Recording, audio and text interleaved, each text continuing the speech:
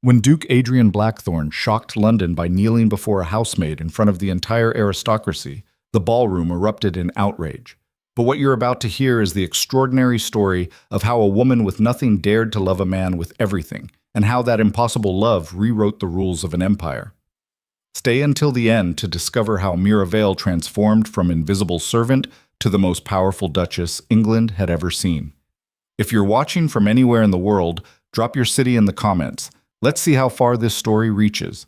And don't forget to hit that like button. The chandeliers of Blackthorne Manor blazed like 1,000 captured stars, casting golden light across the most extravagant ballroom London had witnessed in a generation.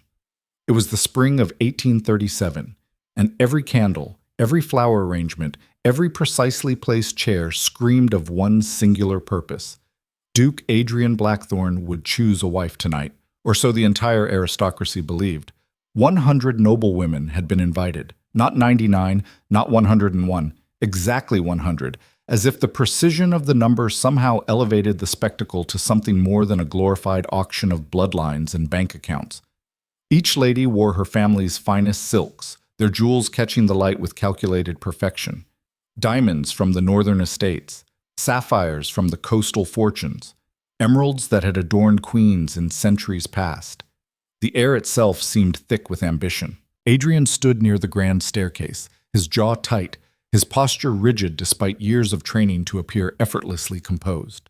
At 28, he was considered one of the most eligible bachelors in England, perhaps in all of Europe. The Blackthorne Duchy controlled vast estates across 3 counties, held influence in Parliament, and commanded respect that money alone could never purchase. He was also, at this precise moment, absolutely miserable. Your Grace, may I present Lady Rosalind Pemberton of Hertfordshire. His mother, Duchess Catherine Blackthorne, materialized at his elbow with another young woman in tow. This one had auburn hair and a smile that had clearly been practiced in mirrors. Your Grace. Lady Rosalind curtsied so deeply that Adrian worried she might topple forward. What an honor to finally make your acquaintance. I've heard such remarkable things about your estate management. My father always says the Blackthorne holdings are a model of modern efficiency. Adrian forced a smile. How kind of him to say. Rosalind's family has holdings adjacent to our western properties, his mother added smoothly. A union would consolidate the river access we've been seeking for the new mills. There it was.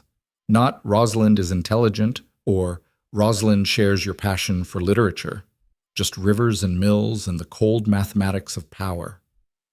Lady Rosalind was already talking about her embroidery skills when Adrian's attention drifted away. He'd heard 7 nearly identical conversations in the past hour. The names changed, the hair colors varied, but every interaction felt like reading from the same script, performed by different actresses who'd memorized their lines but forgot to find the humanity in them. His eyes swept across the ballroom, searching for nothing in particular. Just something. Anything that felt real.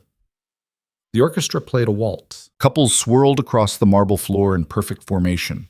Servants moved like ghosts between the guests, carrying champagne and canapes, their faces carefully neutral, their presence designed to be invisible.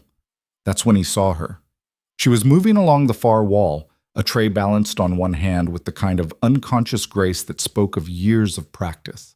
Her dress was simple, the standard dark uniform of the household staff, but something about the way she carried herself caught his attention.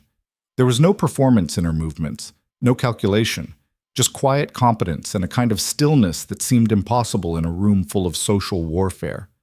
Mirabelle had worked at Blackthorne Manor for 4 years. Adrian knew this because he made it his business to know the names and stories of those who served his household, much to his mother's disapproval. You'll spoil them, Adrian. Familiarity breeds contempt. But he'd rarely had cause to speak directly with her. She worked primarily in the lower quarters, managing linens and helping in the kitchens during large events like this one. She paused near a column to adjust the tray, and for just a moment, she looked up. Their eyes met across 50 feet of crowded ballroom. It lasted perhaps 3 seconds. No more. But in those 3 seconds, Adrian felt something shift inside his chest, a sudden, irrational certainty that he'd been sleepwalking through his entire life and had only just now opened his eyes. Mira's expression flickered with surprise, then quickly returned to neutral professionalism. She lowered her gaze and continued toward the kitchen entrance. "Your Grace?" Lady Rosalind's voice cut through his thoughts. "I was asking about your opinion on the new botanical gardens." "Forgive me." Adrian turned back to her, but the words felt hollow in his mouth. "The gardens are progressing well." His mother's eyes narrowed almost imperceptibly. She'd seen him look away. She missed nothing. "Rosalind, dear, would you excuse us for just a moment?" Catherine's smile never wavered. "I need to steal my son for a brief matter of estate business." The moment they were alone in the alcove, his mother's pleasant expression vanished.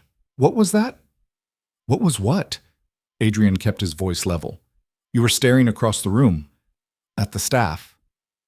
Catherine's voice was quiet, but sharp as a blade. "Adrian, you have 100 of the finest young women in England waiting to speak with you, and you're looking at the help?" "I wasn't—" He stopped himself. Lying to his mother was pointless. "I was merely observing the event." "Observe the guests, not the servants." She placed a hand on his arm, her grip firmer than it appeared. "This night is critical. The Whitmore family is here, the Ardens, the Pembertons. Every major family with unmarried daughters has sent their best. Your choice tonight will determine the political landscape of this duchy for the next 50 years. I'm aware of the stakes, Mother." "Then act like it." Catherine's expression softened slightly. "I know this feels overwhelming, Adrian, but this is your duty. Your father understood that. His marriage to me secured 3 estates and 2 seats in Parliament. That's how dynasties are built." Adrian said nothing. His father had also spent most of his married life in separate quarters from his wife, finding companionship elsewhere while maintaining the perfect public facade. That particular detail was never mentioned in his mother's lectures about dynastic duty. "Lady Celeste Arden is here," Catherine continued, her tone shifting to something more encouraging. "She's intelligent, well-educated, and her family controls significant trade routes through Dover. She would make an excellent duchess." As if summoned by the mention of her name, Lady Celeste Arden appeared in the entrance to the alcove. She was striking, tall, with dark hair pinned in an elaborate style, and eyes that assessed everything with razor-sharp intelligence. "Forgive the interruption," Celeste said smoothly, though her smile suggested she felt no such thing. "The Duchess mentioned you might be discussing the new trade agreements, Your Grace. My father has some thoughts on the tariff proposals that might interest you." Catherine beamed. "How thoughtful. Adrian, why don't you and Celeste take a turn on the terrace? The evening air might refresh you." It wasn't a suggestion. Adrian offered his arm to Celeste, and they walked through the tall glass doors onto the stone terrace overlooking the gardens. The music from the ballroom faded to a pleasant background hum. "You don't have to pretend to be interested," Celeste said once they were alone. "I can see you're not enjoying this circus any more than I am." Adrian glanced at her with surprise. "That's unusually honest." "I prefer honesty to the simpering performance most of these women are giving." She leaned against the balustrade, looking out at the moonlit gardens. "We both know what this is, Your Grace. A strategic arrangement. My family needs the Blackthorne political influence. Your family wants access to our shipping networks. Romance has nothing to do with it." "You're remarkably pragmatic, Lady Celeste." "I'm realistic." She turned to face him. "I won't pretend to love you, but I will be a competent duchess. I'll manage your household efficiently, represent your interests with intelligence, and provide you with heirs. Isn't that preferable to some delusional girl who thinks a title comes with fairy tale love?"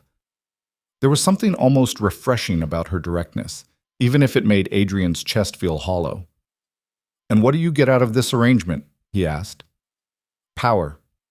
Celeste's smile was sharp. "I'm the 3rd daughter. My older sisters both married well enough, but I want more than well enough. As Duchess of Blackthorne, I'd have the kind of influence most women only dream of. I could actually shape policy, affect change, matter. That's worth more than romantic delusions." Adrian studied her. She was brilliant. He'd give her that. And honest in a way that should have been appealing. But when he looked at her, he felt nothing. No spark, no curiosity, just the same hollow recognition that she was another piece on the chessboard of aristocratic power. "You're considering it," Celeste observed. Good, you're smarter than the romantic fools who think they can have both duty and passion. Are they mutually exclusive? The question slipped out before Adrian could stop it. Celeste laughed, a genuinely amused sound. For people like us? Absolutely. Passion is for poets and peasants, Your Grace. We have responsibilities. Movement in the gardens below caught Adrian's eye. A figure in a dark servant's dress was walking quickly along the path toward the kitchen courtyard, tray abandoned somewhere inside. Mira. Even from this distance, even in the moonlight, he recognized the way she moved. Your Grace? Celeste's voice sharpened. Where did you go? Adrian forced his attention back. Forgive me. It's been a long evening. Then let me be direct. Celeste stepped closer. I'm offering you exactly what you need. A practical partnership with someone who understands the reality of your position. No messy emotions, no unrealistic expectations, just mutual benefit and respect. Before Adrian could respond, the sound of shattering glass erupted from inside the ballroom. They both turned toward the noise. Through the glass doors, Adrian could see a commotion near the center of the room. Guests were backing away from something, their expressions ranging from shock to poorly concealed delight at the sudden drama. What in heaven's name? Celeste muttered. Adrian was already moving. He pushed through the terrace doors and into the ballroom, Celeste following close behind. The crowd parted as he approached, revealing the source of the disturbance. A young serving girl, she couldn't have been more than 16, stood frozen in the center of a spreading pool of red wine. Broken crystal littered the floor around her feet. Her hands trembled as she stared at the disaster. And standing directly in front of her, wine-soaked dress clinging to her legs, was Lady Victoria Hartwell, one of the wealthiest and most notoriously vindictive women in London society. You clumsy little fool! Victoria's voice carried across the now silent ballroom. This dress cost more than you'll earn in a lifetime. I'm so sorry, my lady, The girl's voice cracked. You stepped back so suddenly, I couldn't… Are you suggesting this is my fault? Victoria's face flushed with rage. How dare you? Someone fetch the head housekeeper. I want this incompetent creature dismissed immediately. The girl started crying, which only seemed to fuel Victoria's fury. Adrian felt his jaw tighten. He knew Victoria's type, cruel when given any opportunity, feeding on the powerlessness of those beneath her social station. Lady Victoria, Adrian's voice cut through the tension. Accidents happen at crowded events, I'm sure. This was no accident, Your Grace. It was sheer incompetence. Victoria gestured dramatically at her ruined dress. I demand she be punished appropriately. The fault was mine, my lady. The new voice came from the edge of the crowd. Mira Vale stepped forward, her expression calm but her hands clasped tightly in front of her. Adrian's breath caught. I was supervising the serving staff this evening, Mira continued, her voice steady despite every eye in the room turning toward her. If the service was inadequate, the responsibility falls to me. I should have ensured better training. Mira, no! The young girl started, but Mira silenced her with a gentle look. Victoria's eyes narrowed with predatory interest. And you are? Mira Vale, my lady, senior housemaid. Well, Miss Vale, your incompetent supervision has ruined a dress worth £500. Victoria's smile was vicious. Perhaps you should be dismissed along with this clumsy child. The ballroom remained silent. This was the kind of drama the aristocracy lived for, a public shaming, a demonstration of power over the powerless. Adrian felt something hot and sharp move through his chest. Before he could fully consider the implications, he was speaking. That won't be necessary. Every head turned toward him. Your Grace? Victoria's smile faltered. Miss Vale is correct. Accidents do happen at events of this scale. And as the host, I take full responsibility for any inconvenience to my guests. Adrian looked directly at Mira, whose eyes widened slightly. However, I'm certain we can make amends. Lady Victoria, please send the bill for your dress to my personal accounts. I'll cover the replacement cost. Victoria's mouth opened and closed like a fish. That's very generous, Your Grace, but consider it settled then. Adrian's tone made it clear the matter was closed. He turned to the young serving girl. Please see to the cleanup. Carefully. Yes, Your Grace. Thank you, Your Grace. The girl practically collapsed with relief. As the crowd began to disperse, murmuring about the Duke's unexpected intervention, Adrian found himself looking at Mira again. She was staring at him with an expression he couldn't quite read. Surprise, certainly, but something else underneath it. Something that made his pulse quicken. Then she lowered her eyes, curtsied quickly, and disappeared into the crowd of servants clearing away the broken glass. "That was unusually chivalrous of you." Celeste had appeared at his elbow again. "Though I'm not sure rewarding incompetence is the best way to manage staff. It was an accident, not incompetence." The girl backed into Lady Victoria. Lady Victoria stepped backward without looking. Adrian's voice was sharper than he intended. "I was watching." Celeste's eyes gleamed with sudden understanding. "You were watching the servants rather than your guests." "How curious." Before Adrian could respond, his mother appeared with yet another young lady in tow, and the machinery of the evening ground forward once more. But something had changed. As Adrian went through the motions of conversation and dance, accepting introductions and deflecting marriage proposals disguised as innocent questions, his mind kept returning to the same moment. Mira stepping forward to take responsibility that wasn't hers, protecting a frightened girl from the cruelty of someone with power. It was such a small act of courage, the kind of thing that happened every day, unnoticed and unremarked upon. But it had revealed something Adrian hadn't been able to articulate until now. What he was looking for wasn't strategic brilliance or family connections or political advantage. It was character. The kind of quiet, unglamorous courage that meant protecting someone weaker than yourself, even when there was nothing to gain and everything to lose. He'd seen it in a single moment from a housemaid, and he hadn't seen it in any of the 100 noble women competing for his attention. Git. The ball continued until nearly 3 in the morning. By the time the last guest departed, some in their own carriages, others staying in the manor's extensive guest quarters, Adrian felt as if he'd aged a decade. He retreated to the library, desperate for silence and solitude. The room was dark except for the dying fire in the hearth. He poured himself a brandy and collapsed into his favorite chair, staring at the orange embers. "You didn't choose anyone." Adrian didn't bother turning around. He'd known his mother would find him eventually. "I'm aware." Catherine moved into the room, still wearing her ball gown, though she looked as fresh as she had at the beginning of the evening. "Every family is asking questions. Lady Celeste seemed quite confident, but you gave her no definitive answer. The Whitmore girl was in tears. The Pembertons left early, assuming they'd been rejected. I never promised to choose someone tonight. You allowed everyone to believe you would." Catherine sat in the chair opposite him. "Do you have any idea how much political capital I spent arranging this evening?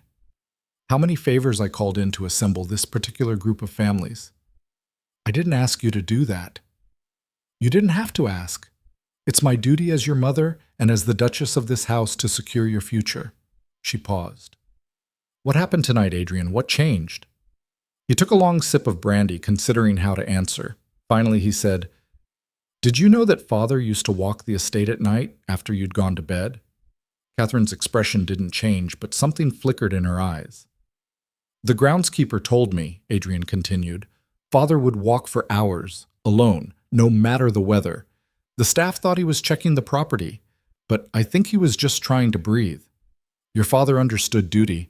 My father was desperately unhappy." Adrian set down his glass. "And you were too. You're both too well bred to ever admit it, but I watched you for 27 years. You lived separate lives in the same house. You performed your roles perfectly at public events, then retreated to opposite wings of the manor. Is that what you want for me? I want you to understand that love is a luxury people in our position cannot afford." "Maybe that's the problem." Catherine stood abruptly. "You're tired. We'll discuss this tomorrow when you're thinking clearly." "I'm thinking very clearly, Mother, for the first time in months." "Then think about this." Catherine's voice turned cold. "Every decision you make affects hundreds of people. The families who depend on this estate for their livelihoods, the tenants who farm our lands, the servants who serve our household. You don't have the luxury of romantic indulgence. You have responsibilities." She left without waiting for a response. Adrian sat alone in the growing darkness, her words echoing in his mind. She was right, of course. He did have responsibilities, Hundreds of people did depend on the decisions he made. But somewhere along the way, he'd started to believe that being a good duke meant being a dead one, going through the motions of a life already mapped out by tradition and expectation, with no room for anything that felt alive or real or his. The fire had burned down to ash when he finally stood to leave. As he walked through the darkened corridors toward his chambers, he passed the servants' quarters. A light showed under one of the doors, someone still awake despite the late hour. He paused, knowing he shouldn't, knowing it was inappropriate. Then, before he could think better of it, he knocked quietly. The door opened a crack. Mira stood there, still in her work dress, a book in her hand. Her eyes widened when she saw who it was. "Your Grace, is something wrong? Do you need—" "No, nothing's wrong." Adrian suddenly realized he had no idea what to say. "I saw your light. I wanted to thank you for what you did tonight, taking responsibility for that girl." Mira's cheeks colored slightly. "It was nothing, Your Grace. Just doing my duty." "It was more than that. It was kind and brave." He paused. "Not many people would have stepped forward like that." "Anyone would have—" "No," Adrian interrupted gently. "They wouldn't. I've been around nobility my entire life, Miss Vale. I've seen how people behave when they have power over others. What you did tonight was rare." Mira looked down at her hands. The girl was frightened. Lady Victoria can be quite intimidating. Lady Victoria is a bully who enjoys wielding her social position as a weapon. A small smile flickered across Mira's face, there and gone in an instant. "It's not my place to agree with that assessment, Your Grace." "But you do agree." "I should probably return to my reading." She held up the book, a worn copy of Shakespeare's sonnets. "Early shift tomorrow." Adrian found himself reluctant to leave. "You enjoy Shakespeare?" "When I have time to read." Mira hesitated. "The head housekeeper says I shouldn't waste lamp oil on such things, but you read anyway." "I suppose I do, Your Grace." They stood there in the doorway, an absurd tableau, a duke in his formal evening clothes talking to a housemaid in her work uniform about poetry at 3 a.m. It was completely improper. It was also the first genuine conversation Adrian had experienced in months. "I should let you rest," he said finally. "Good night, Miss Vale." "Good night, Your Grace." He was halfway down the corridor when her voice called softly after him. "Your Grace?" He turned back. Mira was still in the doorway, one hand on the frame. "For what it's worth, I thought you handled the situation with great kindness tonight, both with the girl and with Lady Victoria. Not everyone in your position would have." Before Adrian could respond, she'd slipped back inside and closed the door. He stood in the empty corridor, his heart beating faster than it should. He was in trouble. He knew it with absolute certainty, because the only woman who'd made him feel truly awake in years was the one person in all of England he absolutely could not pursue. And yet, as he finally made his way to his own chambers and lay awake watching the sunrise paint his ceiling gold, all he could think about was the way Mira's eyes had looked in the lamplight, and the sound of her voice calling after him in the dark. Tomorrow, he told himself. Tomorrow he'd be sensible.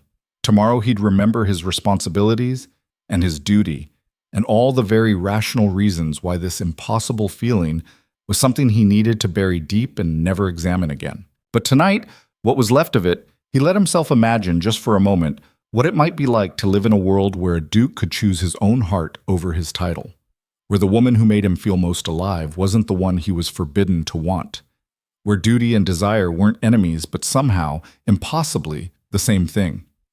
It was a foolish dream.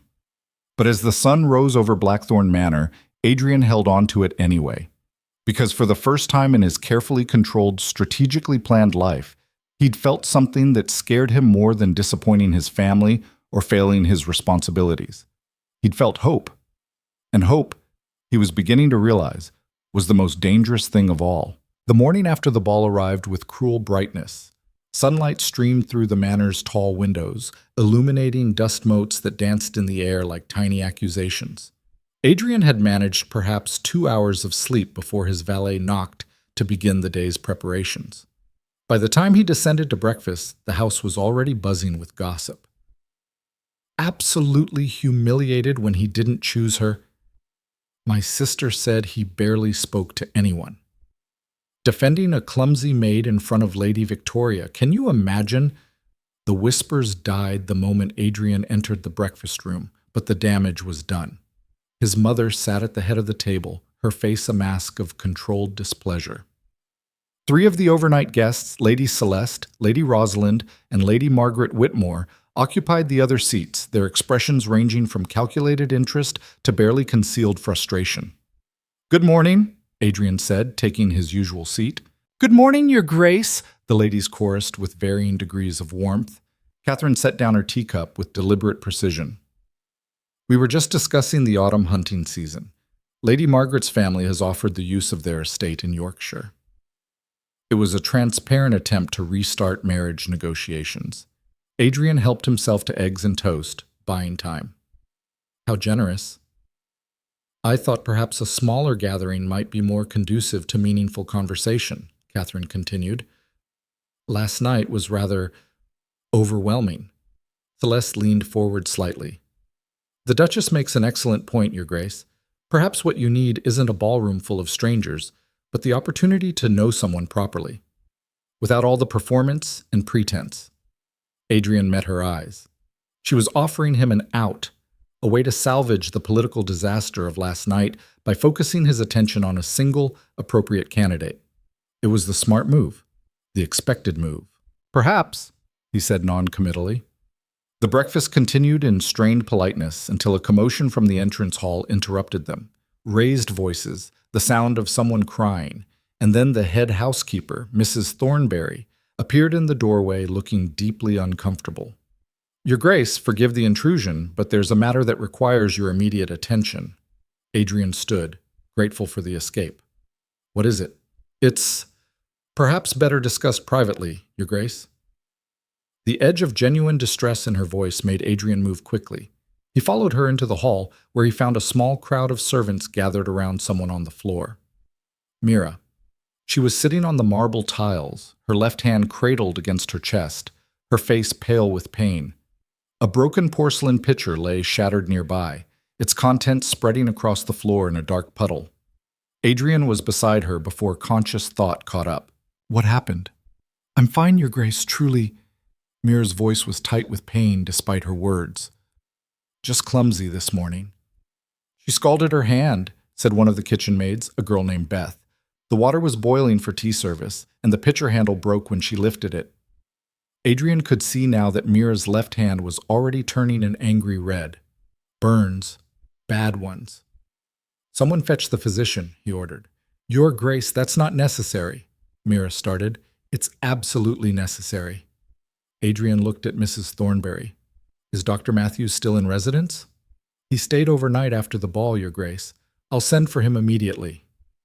"In the meantime, we need to get her to the servants' infirmary and treat that burn properly." Adrian looked at Mira.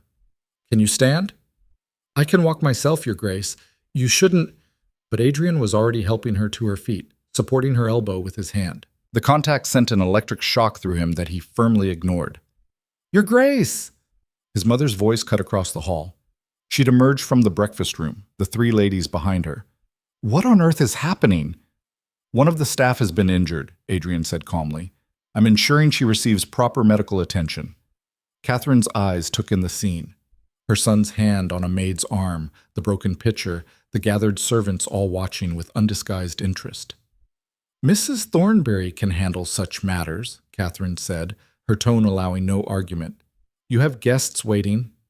"The guests can wait 5 minutes while I ensure someone's hand isn't permanently damaged." Adrian didn't look at his mother. "Dr. Matthews?" "Being summoned, Your Grace," Mrs. Thornberry confirmed. "Good. Miss Vale, if you'll come with me." He was already guiding Mira toward the servants' corridor when Celeste's voice followed them. "How remarkably compassionate, Your Grace." Though one wonders if such attention might set an uncomfortable precedent with the staff. Adrian didn't respond, didn't slow down. He could feel his mother's fury radiating behind him like heat from a furnace. The servants' infirmary was a small, practical room near the kitchens. Adrian had never been inside it before, another reminder of how thoroughly the world divided into separate spheres.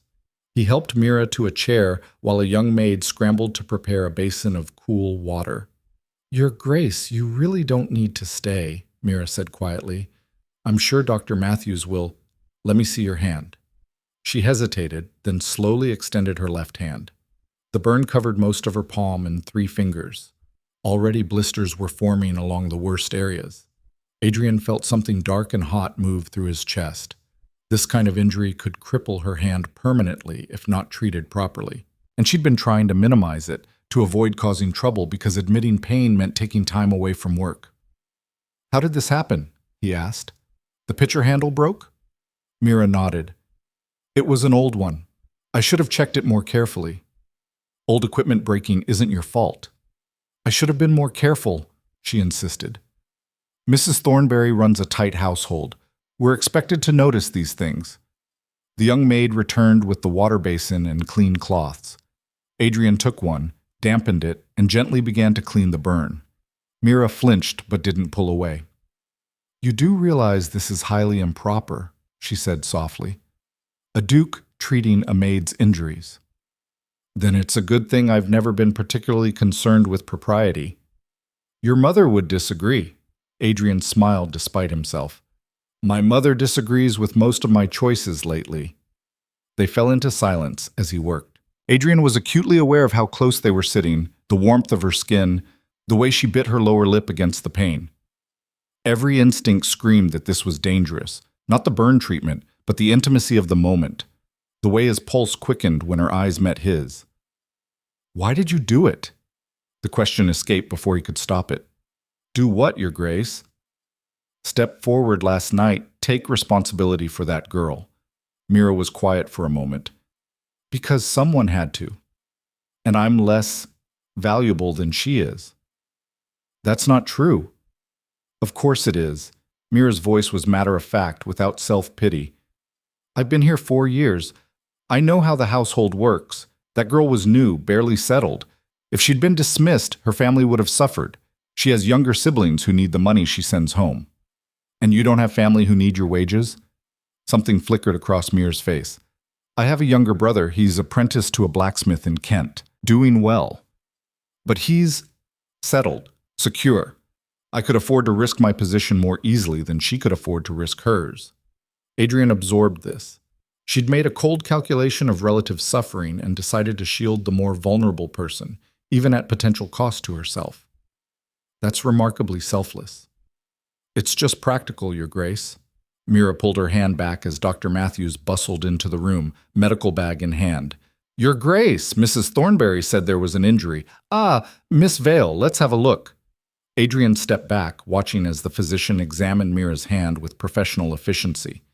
His diagnosis matched Adrian's assessment, second-degree burns that would need careful treatment and several weeks to heal properly. She'll need to keep the hand clean and bandaged, Dr. Matthews announced. No work involving water or heavy lifting for at least a fortnight. I'll prepare a salve to prevent infection. Mrs. Thornberry, who'd appeared in the doorway, made a small noise of distress. 2 weeks? But Your Grace, we're already short-staffed, with the guest rooms occupied. Then hire additional help temporarily, Adrian said. Miss Vale's health takes precedence. Your Grace, I can still work with one hand, Mira started. No. Adrian's tone left no room for argument. Dr. Matthews has given clear instructions. You'll follow them. He left before anyone could object further, knowing that staying would only make the situation more complicated. His mother was waiting in the corridor outside. We need to talk, Catherine said quietly. Now. They retreated to her private sitting room, a space decorated in cool blues and grays that matched her current mood. The moment the door closed, she turned on him. What exactly are you doing, Adrian? Ensuring an injured servant receives proper care. Don't be obtuse. You know perfectly well what I'm asking. Catherine's composure cracked slightly. You humiliated our guests by abandoning them at breakfast to personally tend to a maid. Lady Celeste is in the drawing room telling anyone who will listen that you seem more interested in the staff than in potential wives. Perhaps I am. The words hung in the air between them.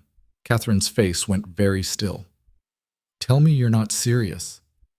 About wanting to know someone beyond their family connections and political value? Yes, Mother, I'm quite serious about that. This isn't about knowing someone. This is about that girl. Catherine's voice dropped dangerously low. The maid. Mira Vale. Adrian said nothing, which was answer enough. Have you lost your mind? Catherine's control shattered. She's a servant, Adrian. A housemaid with no family, no connections, no value? Adrian cut in. Is that what you were going to say? I was going to say no understanding of what being a duchess requires. This is insanity. You spoke to her for 5 minutes and now you're, what, imagining some kind of romantic future? I'm not imagining anything. I'm simply acknowledging that the only genuine conversation I've had in months was with someone who wasn't trying to manipulate me into marriage. She works for you, Adrian. Any conversation you have with her exists within a fundamental power imbalance. She can't refuse your attention. She can't tell you to leave her alone. Don't confuse forced politeness with genuine connection. The argument hit harder than Adrian wanted to admit. Catherine was right. Mira couldn't refuse his attention without risking her position. Every interaction they had was tainted by that reality. I'm not trying to force anything, he said quietly. Then stop. Catherine's voice gentled slightly. I know you're struggling with your responsibilities. I know the ball was overwhelming. But this, whatever you think you're feeling, it's just rebellion against the pressure. It will pass. And if it doesn't, then you'll destroy both your lives. Catherine moved closer. Think about what you're risking, Adrian. Your position, your legacy, every alliance this family has spent generations building. And for what? A woman you barely know? I could say the same about every lady you've paraded in front of me.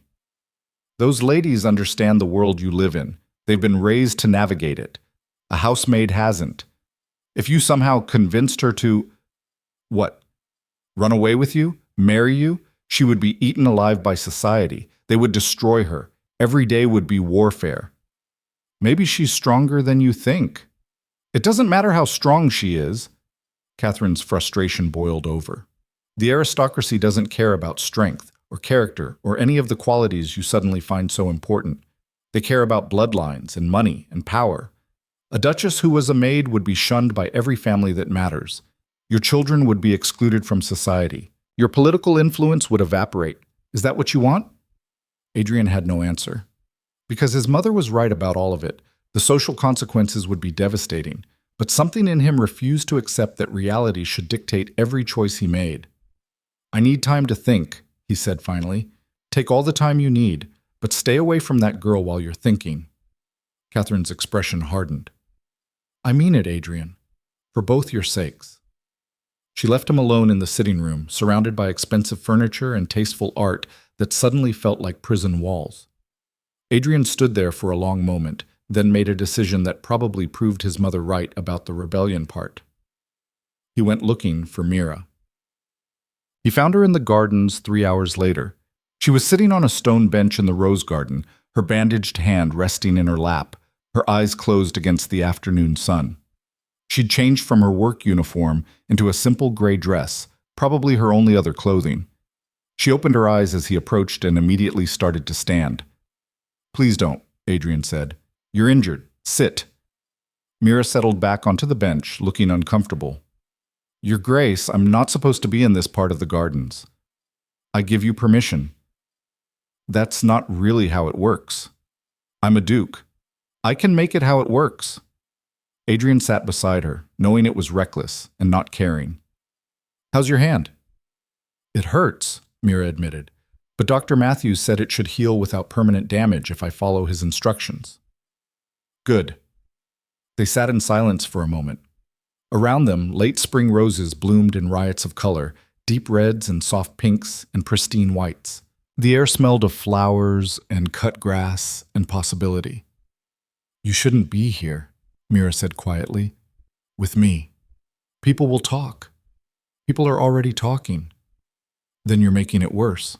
She turned to face him. Your Grace, Adrian, I don't know what you think this is, but it can't be anything. You know that, right? The use of his given name sent a jolt through him.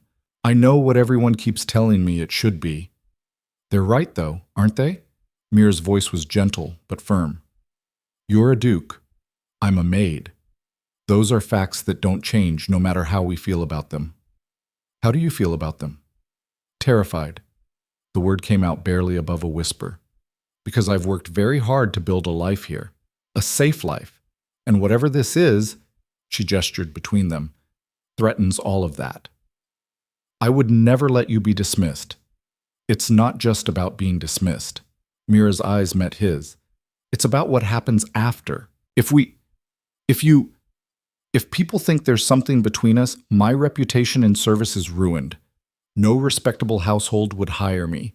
The other servants would see me as someone who used their position to manipulate you. That's absurd. You haven't manipulated anything. It doesn't matter what's true. It matters what people believe. Mira stood, cradling her injured hand. I think you're kind. I think you're trying to escape from a life that suffocates you. But I can't be your escape, Your Grace. The cost is too high. She was right. Adrian knew she was right. The rational, responsible part of his brain understood every word she was saying. But there was another part, the part that had come alive when their eyes met across the ballroom, that refused to accept the impossibility. What if there was a way? The question escaped before wisdom could stop it. There isn't. But if there was, there isn't.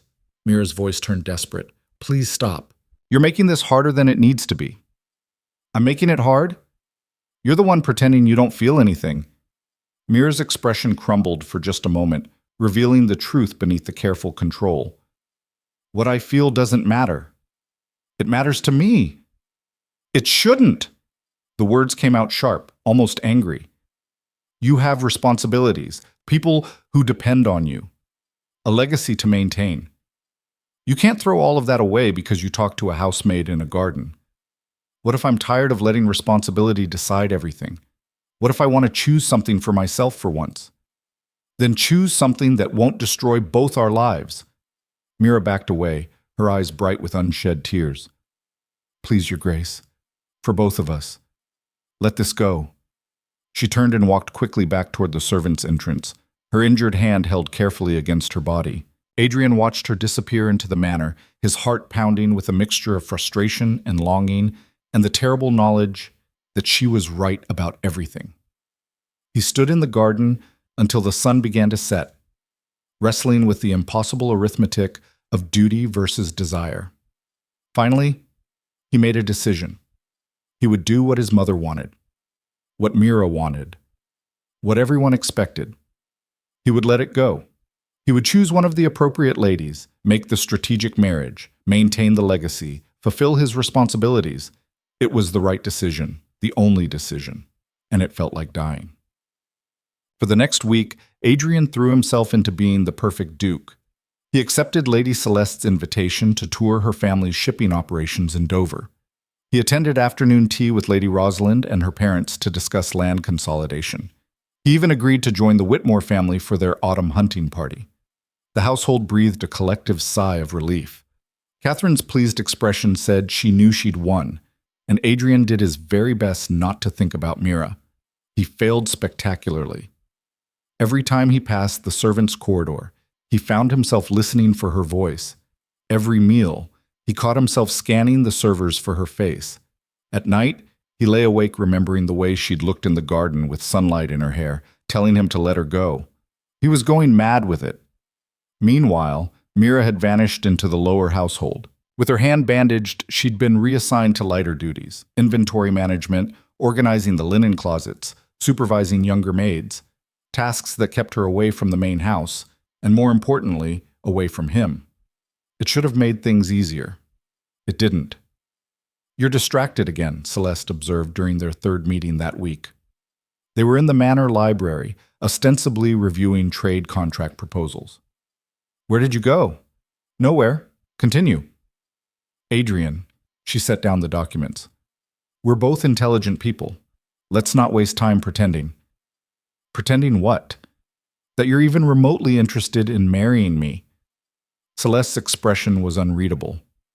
Or anyone else your mother is parading in front of you. Adrian said nothing, which was confirmation enough. It's the maid, isn't it? Celeste's voice held more curiosity than anger. Mira Vale. I don't know what... Please. I've watched you for a week. You light up when she enters a room and go dead when she leaves. It's almost poetic, really. The Duke falling for the servant. Very romantic. Her tone made it clear she didn't mean that as a compliment. Nothing is happening between us. No, but something could, if you were foolish enough to pursue it. Celeste leaned back in her chair, studying him. Let me ask you something honestly. Do you really think she could survive as your wife? She's stronger than you imagine. I'm sure she is, but strength isn't the question. The question is whether you're cruel enough to subject her to what would follow. Celeste's eyes were sharp. Every social event would be a battle. Every interaction would be scrutinized. She would be mocked, excluded, humiliated, publicly and constantly. And you couldn't protect her from most of it because it would happen in drawing rooms and tea parties where you're not invited. Society would adjust. Society would crucify her. Celeste's voice turned hard. And you know it. So the real question isn't whether you love her or whether she loves you. It's whether your love is worth destroying her for. The words hit like a physical blow because Celeste was articulating the fear that had been growing in Adrian's mind all week. Not just that pursuing Mira would damage his own position, but that it would hurt her far worse. You're trying to talk me into marrying you, Adrian said quietly. This is a strange approach. I'm trying to be honest with you because despite what you might think, I don't want to marry someone who's in love with someone else. Celeste stood, but I also don't want to watch you make a choice that will ruin two lives out of misguided nobility. She left him alone in the library, surrounded by books and silence and the growing certainty that every path forward led to pain. The crisis came on a rainy Thursday afternoon. Adrian was in his study reviewing estate accounts when Mrs. Thornberry knocked urgently. Your Grace, forgive the interruption, but there's been an incident. Adrian's stomach dropped. What kind of incident? It involves Miss Vale. She's been accused of theft. The world seemed to tilt sideways. What? Lady Celeste's pearl necklace has gone missing. It was discovered during the room inspection this morning, and certain evidence suggests, where's Mira? Confined to her quarters, Your Grace, pending investigation. Adrian was already moving, striding through the corridors with Mrs. Thornberry struggling to keep pace. His mind raced through possibilities, rejecting each one. Mira wouldn't steal. She couldn't have.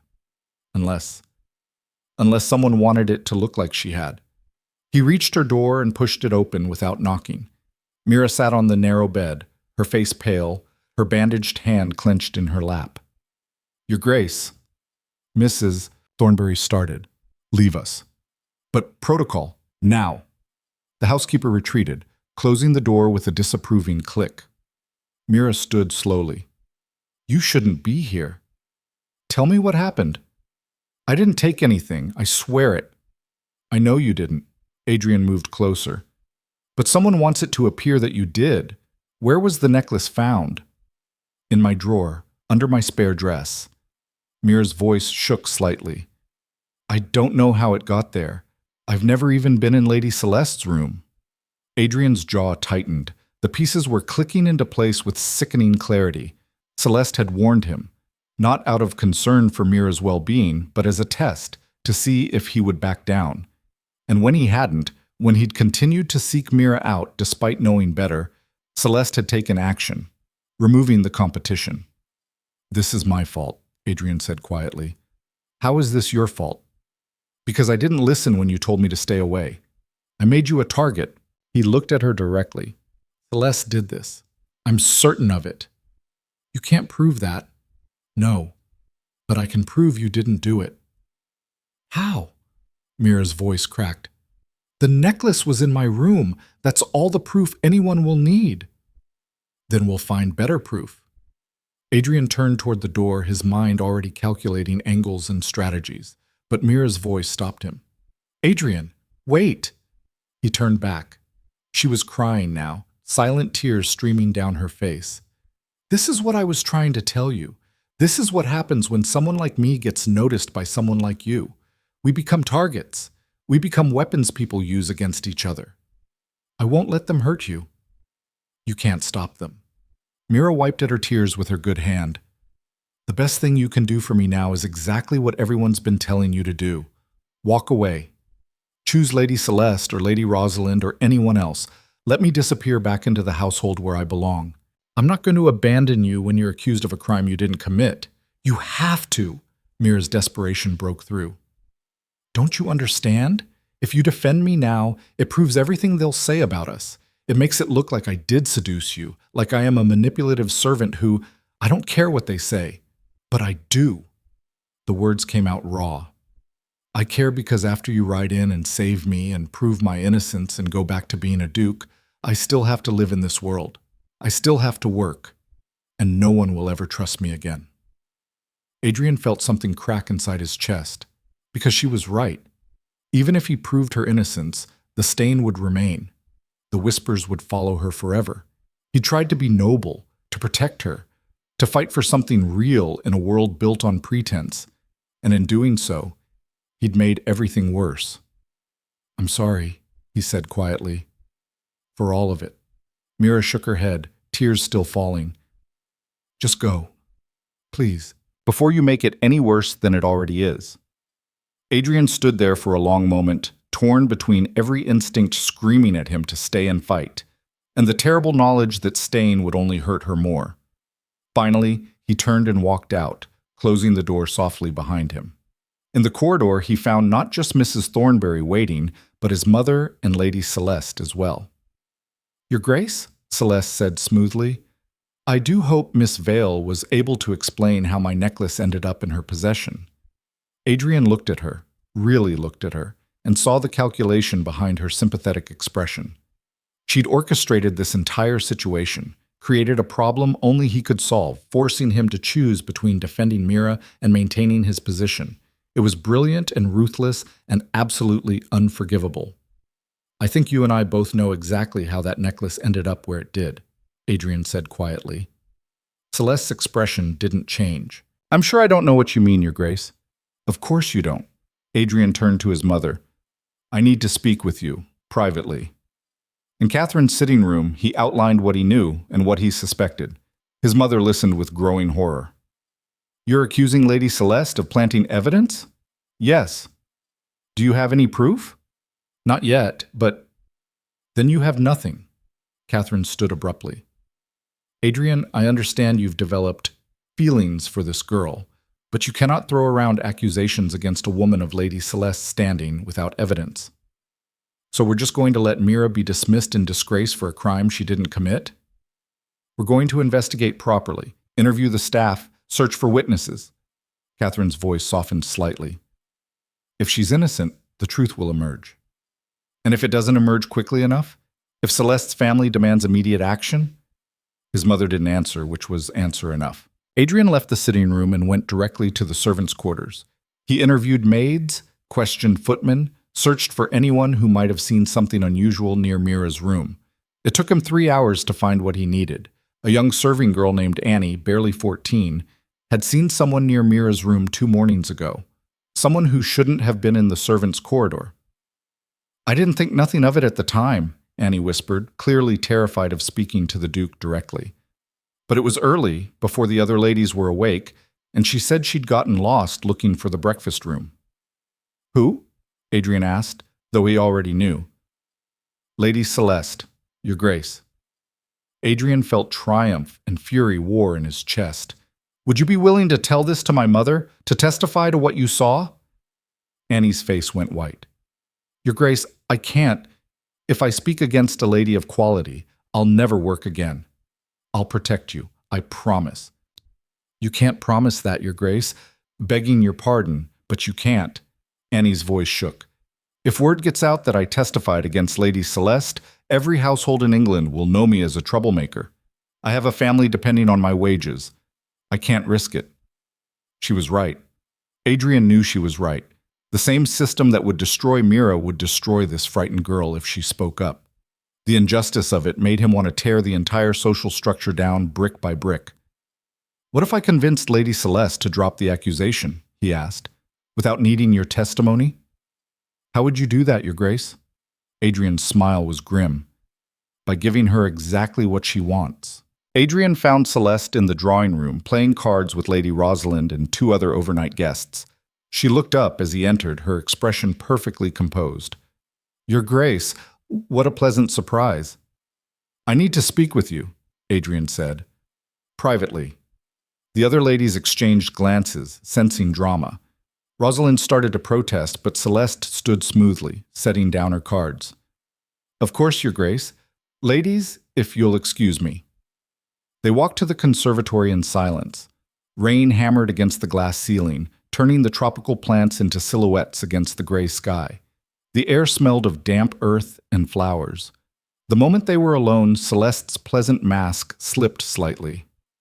"Well, have you made your decision?" "You planted that necklace in Mira's room," Adrian said flatly. "I know you did." "Do you have proof?" Celeste's voice was calm, almost amused. "Because accusations without evidence are rather dangerous things, Your Grace. A witness saw you in the servants' corridor the morning before the necklace was discovered. Someone saw me lost while looking for the breakfast room. Hardly criminal." Celeste moved closer to a hanging orchid, examining its blooms with apparent interest. "Even if your witness were willing to testify, which I doubt, given what it would cost them, it proves nothing. It proves you had opportunity." "Opportunity isn't guilt." Celeste turned to face him. "Do you know what will happen if you pursue this, Adrian? You'll create a spectacle. You'll drag my family's name through an investigation. You'll make an enemy of one of the most powerful trading houses in England, and at the end of it all, you still won't be able to prove anything definitively." "So you're admitting you did it?" "I'm admitting nothing. I'm simply pointing out the reality of your situation." Celeste's eyes were hard. "That girl is going to be dismissed regardless of what you do. The evidence is damning. Your mother knows it. The household staff knows it. Fighting this publicly will only damage you both further." Adrian felt rage building in his chest, hot and dangerous. "What do you want?" "Finally, an intelligent question." Celeste smiled. "I want you to stop this ridiculous infatuation and choose a wife appropriate to your station. Ideally me, but honestly, any of the ladies currently in residence would suffice. And if I do that, you'll drop the accusation? I'll discover my necklace was simply misplaced, a harmless mistake. Miss Vale's reputation remains intact, such as it is, and everyone moves forward." "You're blackmailing me." "I'm offering you a solution to a problem." Celeste's voice hardened. "You created this situation, Adrian. You pursued an inappropriate attachment despite every warning. You made that girl a target. Now you can either sacrifice your pride and save her, or cling to your noble principles and watch her be destroyed." The terrible thing was that she was right. He had made Mira a target. His attention, his protection, his inability to stay away, all of it had painted a mark on Mira's back that Celeste had exploited ruthlessly. "I need time to think," Adrian said. "You have until tomorrow morning. After that, my father will demand formal charges." Celeste moved toward the door, then paused. "For what it's worth, I don't take pleasure in this, but I refuse to lose to a housemaid.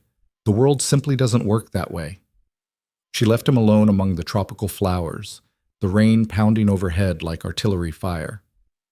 Adrian stood there for a long time, wrestling with an impossible equation. If he agreed to Celeste's terms, Mira would be safe from this particular attack, but he'd be condemning them both to lives of quiet misery. Him in a loveless, strategic marriage, her always wondering if she could have been more than a servant. But if he refused, if he fought publicly for Mira's innocence, the scandal would destroy any possibility of her having a normal life. She'd be forever marked as the maid who seduced a duke, who caused a scandal, who disrupted the natural order. There was no winning move, unless he changed the game entirely. The idea that struck him was so audacious, so completely reckless, that he dismissed it immediately. Then it came back, more insistent. And suddenly he was moving, striding through the manor with purpose for the first time in days, heading directly to his mother's private study. Catherine looked up from her correspondence, surprised. "Adrian, have you—" "I want to call a household assembly," he said. "Tomorrow morning. Every guest, every servant, every one." His mother's eyes narrowed. "For what purpose?" "I'm going to resolve the matter of the stolen necklace, publicly." "Adrian, that's highly irregular. I'm the Duke of Blackthorne. I can be as irregular as I choose. Adrian's voice was calm but absolute. Tomorrow morning, 10 o'clock, in the main ballroom. Please inform the guests. He left before she could argue further, his mind already racing through what he needed to do in the next 18 hours. First, he needed to talk to Mira. He found her still confined to her quarters, sitting by the small window with her bandaged hand resting in her lap. She looked up as he entered, her eyes red from crying. "You shouldn't be here," she said tiredly. "You'll make everything worse. I need you to trust me." Adrian knelt in front of her chair so they were eye level. "Tomorrow morning, I'm going to fix this. But I need you to do something for me." "Adrian, I know who planted the necklace. I know how to prove it. But I need you to stand with me when I do, in front of everyone." Mira's face went pale. "In front of the entire household? Adrian, no. I know what I'm asking. I know it's terrifying. But it's the only way to clear your name completely. Not just with the law, but with everyone who will whisper about this for years if we don't confront it directly." "What are you going to do?" "Something either very brave or very stupid, possibly both." Adrian took her good hand in his. "But I promise you, by tomorrow afternoon, either you'll be completely exonerated or I'll have destroyed my own reputation so thoroughly that yours won't matter in comparison. That's not reassuring. It's the best I can offer." He looked at her intently. "Do you trust me?" Mira was quiet for a long moment. Then, slowly, she nodded. "I don't know why, but yes. I trust you." Adrian squeezed her hand, then stood. 10 o'clock tomorrow, in the ballroom. Whatever happens, don't leave." "Adrian, what are you planning?" But he was already gone, moving to the next piece of his increasingly reckless plan. By 10 o'clock the following morning, the ballroom was packed. Every guest who'd stayed at the manor stood on one side of the room, dressed in their finest day clothes, whispering among themselves. On the other side, the entire household staff had assembled, maids and footmen and kitchen workers and groundskeepers, all looking deeply uncomfortable at being summoned to the same space as the aristocracy. The two groups eyed each other like opposing armies before battle. Catherine stood near the front of the room, her expression glacial. Celeste was beside her, perfectly composed, except for a slight tightness around her eyes that suggested she hadn't anticipated this particular move. At precisely 10 o'clock, Adrian entered through the main doors, and behind him, escorted by Mrs. Thornberry, came Mira. The room erupted in whispers. Mira kept her eyes down, her face carefully neutral, but Adrian could see the tension in her shoulders.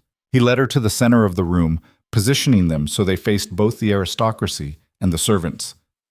"Thank you all for coming," Adrian began, his voice carrying across the ballroom. "I've called this assembly to address a serious accusation that has been made against Miss Mira Vale." More whispers. Celeste's expression remained unreadable. 2 days ago, a valuable pearl necklace belonging to Lady Celeste Arden was discovered in Miss Vale's quarters. The implication, of course, was theft. Adrian paused, letting the weight of the words settle. "Miss Vale has maintained her innocence. Lady Celeste has demanded justice, and I have spent the past 2 days investigating the truth." "Your Grace," Celeste interjected smoothly, "while I appreciate your efforts, surely this is a matter for the magistrate."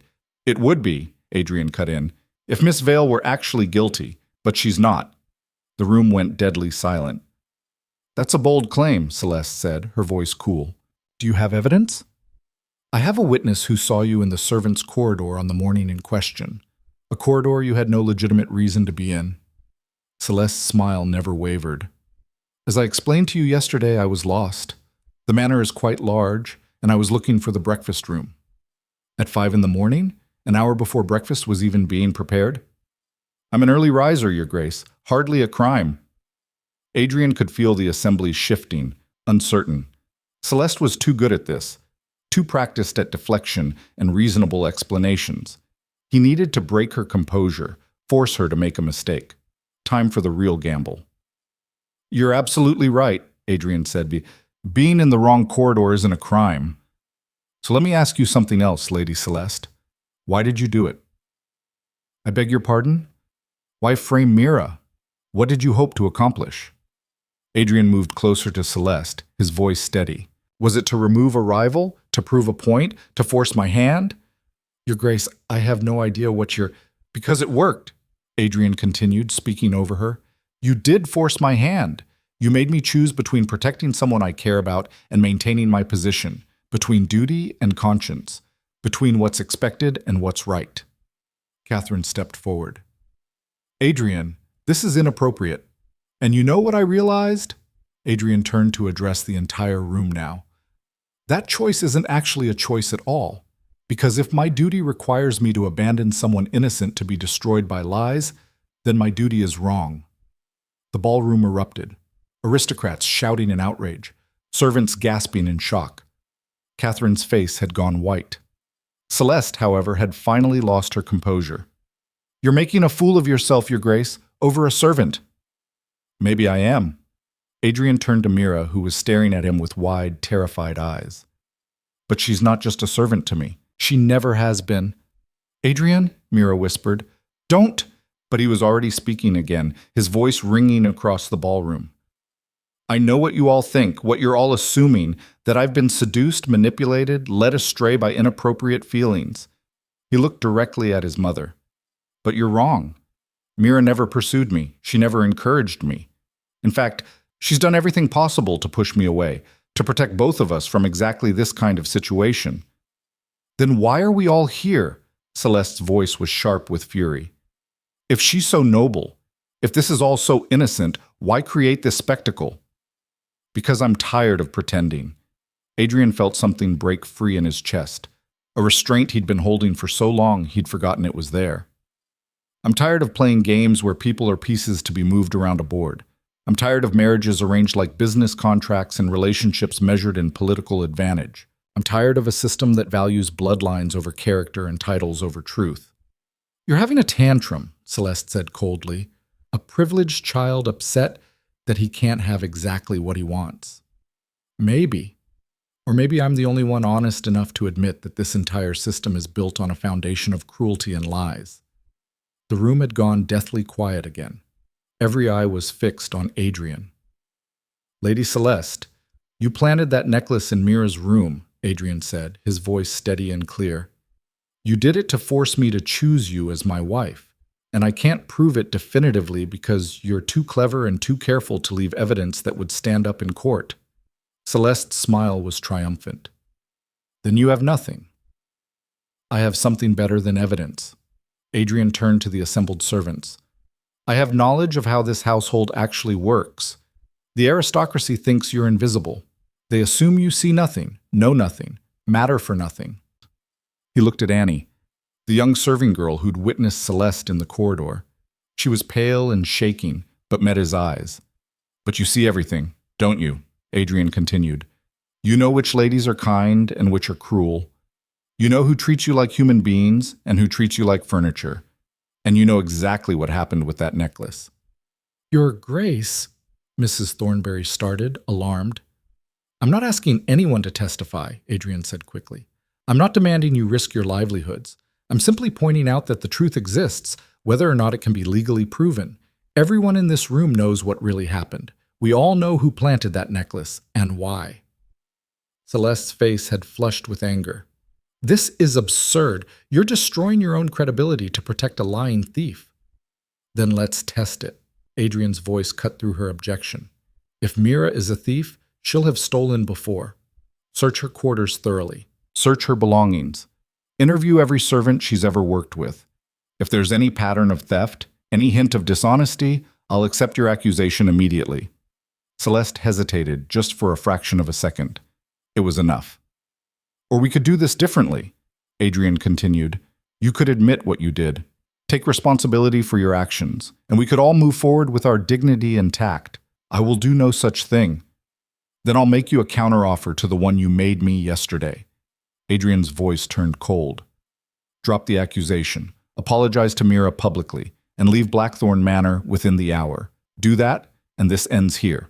Refuse, and I'll use every resource at my disposal to investigate this matter thoroughly, including questioning every servant in this household under oath where they'll be protected by law from retaliation. You wouldn't dare, Celeste hissed. Your father will understand that I'm offering you a graceful exit from a situation you created. Adrian stepped closer. Take it, Celeste. Walk away now while you still can. For a long moment, Celeste stood frozen, fury and calculation warring across her face. Then Lord Arden, Celeste's father, stepped forward from the crowd of aristocrats. He was a tall man with iron-gray hair and eyes sharp enough to cut glass. "Celeste," he said quietly. "A word." They retreated to the corner of the ballroom, their conversation too low to hear, but intense enough that several servants edged backward nervously. When they returned, Celeste's face was a mask of controlled rage. "It seems," she said, her voice dripping with venom, "that there has been a misunderstanding. Upon reflection, I believe my necklace may have been misplaced, not stolen. The fault was my own for making such a hasty accusation." The words clearly cost her everything to say. "Miss Vale," Celeste continued, not looking at Mira, "please accept my apologies for any distress this incident may have caused." Mira, who had been standing frozen through the entire confrontation, managed to nod shakily. "Excellent," Adrian said, though his voice held no warmth. "I trust you'll be departing soon, Lady Celeste?" "Within the hour, as you suggested." Celeste's eyes promised future vengeance. "Your Grace!" She swept from the ballroom, her father following with an expression that suggested Adrian had just made a very powerful enemy. The moment they were gone, the assembled crowd erupted into chaos. Aristocrats clustered together, whispering furiously. Several ladies who'd been competing for Adrian's attention looked shell-shocked. The servants broke into excited murmurs, years of pent-up grievances against the aristocracy suddenly finding voice. Through it all, Catherine stood silent and still, staring at her son with an expression Adrian couldn't quite read. Adrian turned to Mira. "Are you all right?" She was trembling, her face pale. "What did you just do?" "Cleared your name. You destroyed your reputation. You made an enemy of one of the most powerful families in England. You—" Her voice broke. "You stood in front of everyone and said I mattered more than your position. Because you do." "Adrian," but before she could finish, Catherine's voice cut across the ballroom like a whip. "Everyone out, now!" The aristocrats fled immediately. The servants scattered more slowly, casting uncertain glances back at Mira and Adrian. Within minutes, only 3 people remained in the vast ballroom: Adrian, Mira, and Catherine. The Duchess advanced on them like a storm made flesh. "Get out," she said to Mira. "Mother," Adrian started. "I said get out!" Catherine's composure finally shattered. "You've caused enough damage for one day, girl. Leave before I forget myself entirely." Mira looked at Adrian, who nodded reluctantly. She fled the ballroom, leaving him alone with his mother's fury. The moment the door closed, Catherine struck him. It wasn't a hard blow, she was too well bred for violence, but the shock of it was enough to make Adrian stagger. "How dare you," Catherine whispered, her voice shaking. "How dare you humiliate this family like that? I was protecting an innocent woman. You were grandstanding. You turned a private matter into a public spectacle that will be gossip fodder for months." Catherine's hands trembled. "Do you have any idea what you've done? The Ardens control half the shipping routes into London. Lord Arden sits on 3 committees in Parliament. He has the ear of the Prime Minister himself. Then it's good he'll know I can't be manipulated through threats." "This isn't about manipulation, you fool. This is about survival." Catherine grabbed his shoulders. "The aristocracy is a web of alliances and favors and carefully maintained relationships. You just took an axe to that web. When the Ardens turn against us, and they will, every family connected to them will follow. We'll lose political support, trade advantages, social invitations. You'll be isolated. I can live with that. But what about everyone who depends on you? The tenants who farm our lands, the servants who work in this house, the merchants who supply us? When the Ardens embargo our shipping, when Parliament votes against our interests, when society closes its doors to us, it's not just you who suffers, Adrian. It's hundreds of families." The words hit harder than the slap had, because she was right. His actions would have consequences far beyond himself. "What would you have had me do?" Adrian asked quietly. "Let an innocent woman be destroyed to maintain political convenience?" "Yes!" The word exploded from Catherine. "That's exactly what you should have done. That's what being a duke means, making the hard choices, sacrificing the individual for the greater good. And if I refuse to accept that definition of leadership, Then you're not fit to hold this title. They stared at each other, the gulf between them wider than it had ever been. Fine, Adrian said finally. Then I won't hold it. Catherine's face went white. What? You heard me. If being Duke of Blackthorne requires me to be the kind of man who sacrifices innocent people for political advantage, then I don't want it. You're talking nonsense. You can't just abdicate. I can do whatever I choose, Mother. That's the privilege of the position you're so desperate for me to maintain. Adrian moved toward the door. I need time to think. Away from this house and everyone in it. Adrian, wait! But he was already gone, striding through the corridors with no clear destination except away. He ended up in the stables, the one place that had always brought him peace. The horses nickered softly as he entered, recognizing him. He went to his favorite stallion, a massive black gelding named Tempest, and began saddling him with practiced efficiency. Your Grace? He turned to find Mira standing in the stable entrance, backlit by afternoon sun. I thought you left, he said. I tried, made it about 50 feet before I realized I couldn't. She moved closer. That was the stupidest, most reckless thing I've ever seen anyone do. Probably. You made enemies who will spend years trying to destroy you. Most likely. And you did it for me, Mira's voice cracked. Why? Adrian set down the saddle he'd been holding and turned to face her fully. Because watching you be destroyed for something you didn't do would have killed something essential in me. Because every warning about duty and responsibility rang hollow compared to the simple fact that you matter. Because... He stopped, the words catching in his throat. Because what? Mira whispered. Because I'm in love with you. The admission came out raw and honest. I've been in love with you since the moment you stepped forward to protect that frightened girl at the ball. Maybe before that. And I know it's impossible and reckless and will cause nothing but trouble, but I'm done pretending it isn't true. Mira stood frozen, tears streaming down her face. I love you too, she said finally.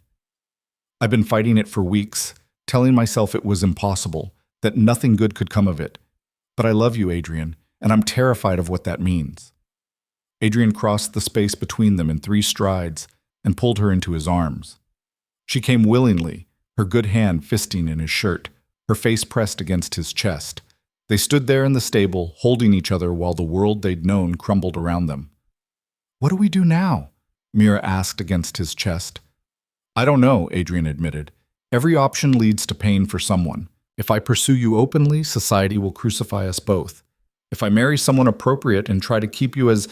He couldn't even finish the thought. That would be worse than anything. What if we ran? Mira's voice was muffled. Left England entirely. Went somewhere no one knows who you are. And abandoned everyone who depends on this estate? All the servants, the tenants, the families who've served Blackthorne for generations? Adrian pulled back to look at her. I can't do that.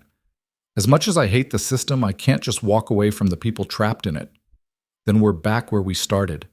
Impossible choices and no good answers. They held each other in the gathering shadows. 2 people caught between love and duty with no clear path forward. Finally, Adrian spoke. There might be one way. What? I marry someone appropriate, as expected, but I use the position to change things, reform the estate, give the servants better wages and working conditions, create schools for their children, make Blackthorne a place where people like you have real opportunities, not just survival. He looked down at her. And you stay, not as my mistress, never that, but as part of the household in whatever capacity you choose. We can't be together openly, but maybe we can make the world better for people like us. Mira was quiet for a long time. Then she shook her head. No. No. I won't watch you marry someone else and pretend my heart isn't breaking. I won't be the secret you keep while you build a life with another woman. And I won't let you settle for half a life because you're too noble to demand better. Mira stepped back, wiping tears from her face. If we can't be together properly, then we need to truly let each other go. Completely. Mira, I mean it, Adrian. I'll leave Blackthorne. Find work elsewhere. You'll marry Lady Rosalind or whoever your mother chooses next. And we'll both try to build decent lives with the pieces we have left. I can't let you go. You have to." Mira's voice was firm despite her tears. "Because anything else is just prolonging the agony. We both know how this ends if we keep trying to find loopholes. We'll destroy ourselves and hurt everyone around us." Adrian wanted to argue, wanted to insist there had to be another way. But looking at her face, at the pain and love and determination there, he knew she was right. Sometimes there were no good choices, only impossible ones. "When will you leave?" he asked, his voice hollow. "Tonight, before I lose my courage." "Where will you go?" "I have a cousin in Bath. She runs a boarding house. I can work there until I find something permanent." Adrian nodded, unable to trust his voice. Mira moved closer one last time, standing on her toes to press a kiss to his cheek. "Be a good Duke," she whispered. "Not the kind they expect, the kind you know how to be." Then she turned and walked out of the stable, her figure growing smaller until she disappeared entirely. Adrian stood alone among the horses, feeling like something fundamental had been torn from his chest. He'd fought for her, risked everything for her, and still lost her. Because sometimes love wasn't enough. Sometimes the world won. He was still standing there when Mrs. Thornberry appeared in the stable entrance an hour later, her face grave. "Your Grace, there's been an incident." Adrian's blood ran cold. "What kind of incident?" "It's Miss Vale." She was packing her belongings to leave when several of the lady guests confronted her in the servants' corridor. Mrs. Thornberry's voice shook. "Words were exchanged, things escalated, and now Lady Rosalind is claiming Miss Vale attacked her." Adrian was already running before she finished speaking, his heart pounding with dread. Because he'd thought the worst was over. He thought they'd survived the trap. But Celeste's departure had only created a power vacuum, and the other ambitious ladies had rushed to fill it with their own schemes. The game wasn't over. It was just beginning, and this time he might not be able to save either of them from the consequences. Adrian burst through the servants' corridor to find chaos. A crowd had gathered outside Mira's quarters. Servants pressed against the walls, several lady guests blocking the doorway. And in the center of it all, Lady Rosalind Pemberton clutching her face and sobbing dramatically. "She attacked me," Rosalind wailed, her voice carrying down the corridor. "Completely unprovoked. The savage creature actually struck me." Adrian pushed through the crowd. "What happened?" Rosalind turned to him, her eyes brimming with tears, a red mark visible on her left cheek. "Your Grace, thank heavens. That woman is dangerous. She should be arrested immediately." "Where's Miss Vale?" "Locked in her room," Mrs. Thornberry said quietly, appearing at his elbow. "I thought it best to separate them until—" Adrian was already moving past Rosalind to Mira's door. He knocked sharply. "Mira, it's Adrian. Let me in." The door opened a crack. Mira's face appeared, her eyes wide with fear and fury. "I didn't hit her." "I know. Let me in." She opened the door fully. Adrian stepped inside and closed it behind him, shutting out the crowd's noise. Mira's belongings were scattered across the small room. She'd been in the middle of packing when the confrontation occurred. "Tell me exactly what happened," Adrian said. "I was packing." Lady Rosalind came in with 3 other ladies, Margaret Whitmore, Elizabeth Sutton, and Caroline Howard. They said they wanted to talk. Mira's voice shook with barely controlled anger. "But they didn't want to talk. They wanted to humiliate me." "What did they say?" "That I was a scheming whore who'd seduced you, that I'd manipulated you with this—" Mira's voice broke. "With favors I'd sold you, that everyone knew what I really was." Adrian felt rage surge through him, hot and deadly. "I tried to ignore them," Mira continued, "kept packing. But Rosalind wouldn't stop. She kept getting closer, saying vile things about what we'd supposedly done together. And then she—" Mira's hands clenched. "She grabbed my injured hand and squeezed it, hard, said I should remember my place." Adrian looked at Mira's bandaged hand. Fresh blood had seeped through the wrapping. "The pain was so intense I jerked away," Mira said. "My elbow caught her face. It was an accident, but she started screaming that I'd attacked her. The other ladies backed her up immediately." "Did anyone else see what actually happened?" "Beth was in the hallway. She saw Rosalind grab my hand, but, Your Grace, Beth is terrified. She won't speak up against ladies of quality." Adrian stood there for a moment, feeling the weight of every choice that had led to this moment. He'd tried to protect Mira quietly. That had failed. He'd tried to confront the situation publicly. That had made things worse. Now she was trapped in a room, accused of assault, with witnesses lined up against her. The system was designed to crush people like her. Every mechanism of power and privilege was arrayed to ensure that a maid could never win against a lady, no matter what the truth was, unless someone with equal power chose to dismantle the system entirely. Adrian made his decision. "Come with me," he said. "Adrian, I can't go out there." "Yes, you can, because I'm done letting them hunt you." He took her good hand. "Trust me.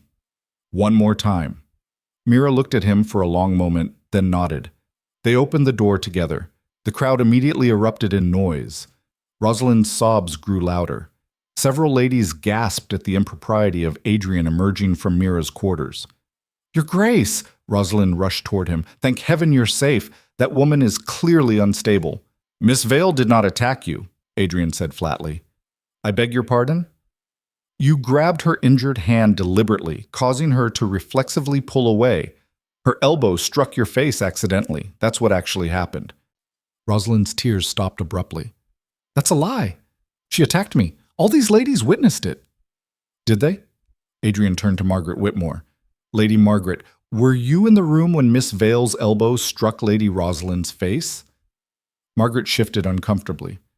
"Well, no, I was in the doorway, but—" "So you didn't actually see the contact occur. You only saw the aftermath." Adrian's voice was calm but relentless.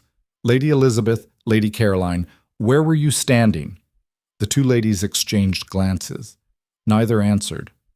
"Let me guess," Adrian continued. "You were all in the doorway or corridor, out of sight. Only Lady Rosalind was actually in the room with Miss Vale, which means her version of events is the only one any of you heard, not the one you witnessed." "Your Grace, this is absurd," Rosalind snapped, her tears completely gone now. "You're taking the word of a servant over mine?" "I'm questioning why 4 ladies felt the need to corner a lone housemaid in her quarters. What possible legitimate purpose could that serve?" Rosalind's face flushed. "We wanted to ensure she understood the severity of her behavior. Leading you on, causing scandal. Miss Vale has done nothing wrong. I pursued her, not the other way around. She's rejected my attention repeatedly, tried to protect both our reputations, and done everything possible to avoid exactly this kind of situation." Adrian's voice rose. "So I'll ask again, what were you really doing in her room?" "Making sure she knew her place," Rosalind said, her mask slipping entirely. "Someone had to teach the presumptuous little—" "Enough!" Adrian's command cut across her words. "Here's what's going to happen. All of you are going to leave Miss Vale alone. Completely. No more confrontations, no more lessons, no more anything. She will pack her belongings and depart this estate in peace. And if we refuse?" Rosalind's voice dripped with venom. "Will you defend your little pet against all of us? My family controls significant land adjacent to your western properties, Your Grace. The Whitmore family sits on 2 parliamentary committees. The Suttons have the ear of the Archbishop himself. Cross us, and you'll find yourself very isolated indeed." It was a naked threat, a reminder that he existed at the pleasure of these interconnected families, that his power was only as strong as their collective support. Adrian smiled. It wasn't a pleasant expression. "You're absolutely right, Lady Rosalind. I would be isolated. My political influence would diminish, my social invitations would dry up. I might even lose votes in Parliament." He paused. "But here's what you're forgetting. I don't actually need any of you." The corridor went silent. "My estate is profitable on its own merits. My tenants are loyal. My investments are diverse enough that no single family's embargo would cripple me. I have wealth, land, and a title that predates most of yours by centuries." Adrian's voice turned cold. "What I don't have is patience for aristocrats who think their status gives them the right to torment people with less power." "You've gone mad," Margaret whispered. "No, I've just realized something important. The only reason this system works, the only reason any of you have power over anyone, is because people like me agree to enforce it." Adrian looked at each of them in turn. "I'm done enforcing it. Done pretending that your feelings matter more than a housemaid's safety. done sacrificing decent people to maintain alliances with indecent ones. Your mother will never allow this, Rosalind hissed. My mother doesn't control me. Neither do you, and neither does any family in England. Adrian turned to Mrs. Thornberry. Please escort these ladies back to their quarters. Their carriages will be prepared immediately. I want them gone within 2 hours. You can't throw us out, Elizabeth Sutton gasped. I absolutely can. This is my house, you're my guests, and I'm withdrawing my hospitality. Adrian's voice was absolute. Leave peacefully, or leave with an armed escort, your choice. For a moment, no one moved. Then Rosalind drew herself up with as much dignity as she could muster. You'll regret this, Your Grace. When every door in London closes to you, when every family of quality shuns you, when you're left with nothing but your principles and your precious housemaid, you'll remember this moment. I'm sure I will, Adrian said. Now get out of my house. The ladies swept away in a rustle of expensive fabric and wounded pride. The servants in the corridor pressed back against the walls to let them pass, their faces carefully blank, but their eyes gleaming with barely suppressed satisfaction. The moment they were gone, Adrian turned to the assembled household staff. I owe all of you an apology, he said. For years you've worked in this house under conditions I should have questioned long ago. You've been invisible when you should have been valued. You've been voiceless when you should have been heard. That changes now. The servants exchanged uncertain glances. Mrs. Thornberry looked like she might faint. Starting tomorrow, we're implementing new household policies, Adrian continued. Fair wages, reasonable working hours, a system for addressing grievances without fear of dismissal, and most importantly, respect. Anyone, guest or family, who mistreats staff will answer to me directly. A young footman in the back of the crowd started clapping. Then another servant joined in. Within seconds, the entire corridor erupted in applause. Adrian felt something warm and unexpected bloom in his chest. This was what leadership should feel like. Not managing alliances or calculating advantages, but actually protecting people who needed protection. He looked at Mira, who was crying silently, her good hand pressed to her mouth. You don't have to leave, he said quietly, just for her. Not unless you want to. Adrian, I can't stay, not after all this. Why not? Because... Mira gestured helplessly at the corridor, the applauding servants, the entire impossible situation. Because none of this solves the real problem. You still need to marry someone appropriate. I'm still a housemaid, and now you've made enemies of half the aristocracy to protect me. Then help me figure out what comes next. What? You said I should be a good duke. The kind I know how to be, not the kind they expect. Adrian took her hands carefully, mindful of her injury. Help me do that. Stay. Not as a servant, as, I don't know, a consultant, an advisor, someone with insight into how this household actually functions.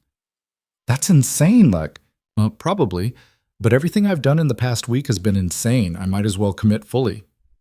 Adrian squeezed her hands gently.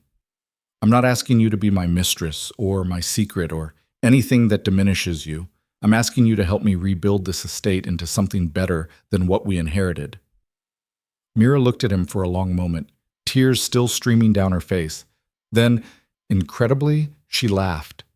You really have lost your mind. Is that a yes? I don't know what it is, Mira wiped at her tears. I need time to think. Time away from this house and you and all of this intensity. Take all the time you need. But Mira... Adrian waited until she met his eyes. I meant what I said earlier. I love you. That's not going to change whether you stay or leave. So whatever you decide, decide based on what you want, not what you think you should want. Before Mira could respond, Catherine's voice cut through the corridor like a knife. Adrian, my study, now. The servants scattered immediately, years of training overriding their momentary rebellion. Within seconds, Adrian and Mira were alone in the corridor with Catherine. His mother's face was a mask of icy fury. I just had 4 ladies inform me they're leaving immediately because you threw them out of the house. 4 ladies from 4 of the most influential families in England. Catherine's voice was dangerously quiet. Please tell me there's a reasonable explanation. They were harassing Miss Vale. And that warranted expelling them? Yes. Catherine's control cracked. You're destroying everything. Every alliance, every connection, every carefully built relationship. You're burning it all down for a woman you barely know. I know her better than I've ever known any of the ladies you've paraded in front of me. That's because you've spent more time with her than is appropriate. Catherine grabbed his arm. Adrian, please, I'm begging you. End this madness before it's too late. Send the girl away. Apologize to the families. We can still salvage. I'm not sending her away.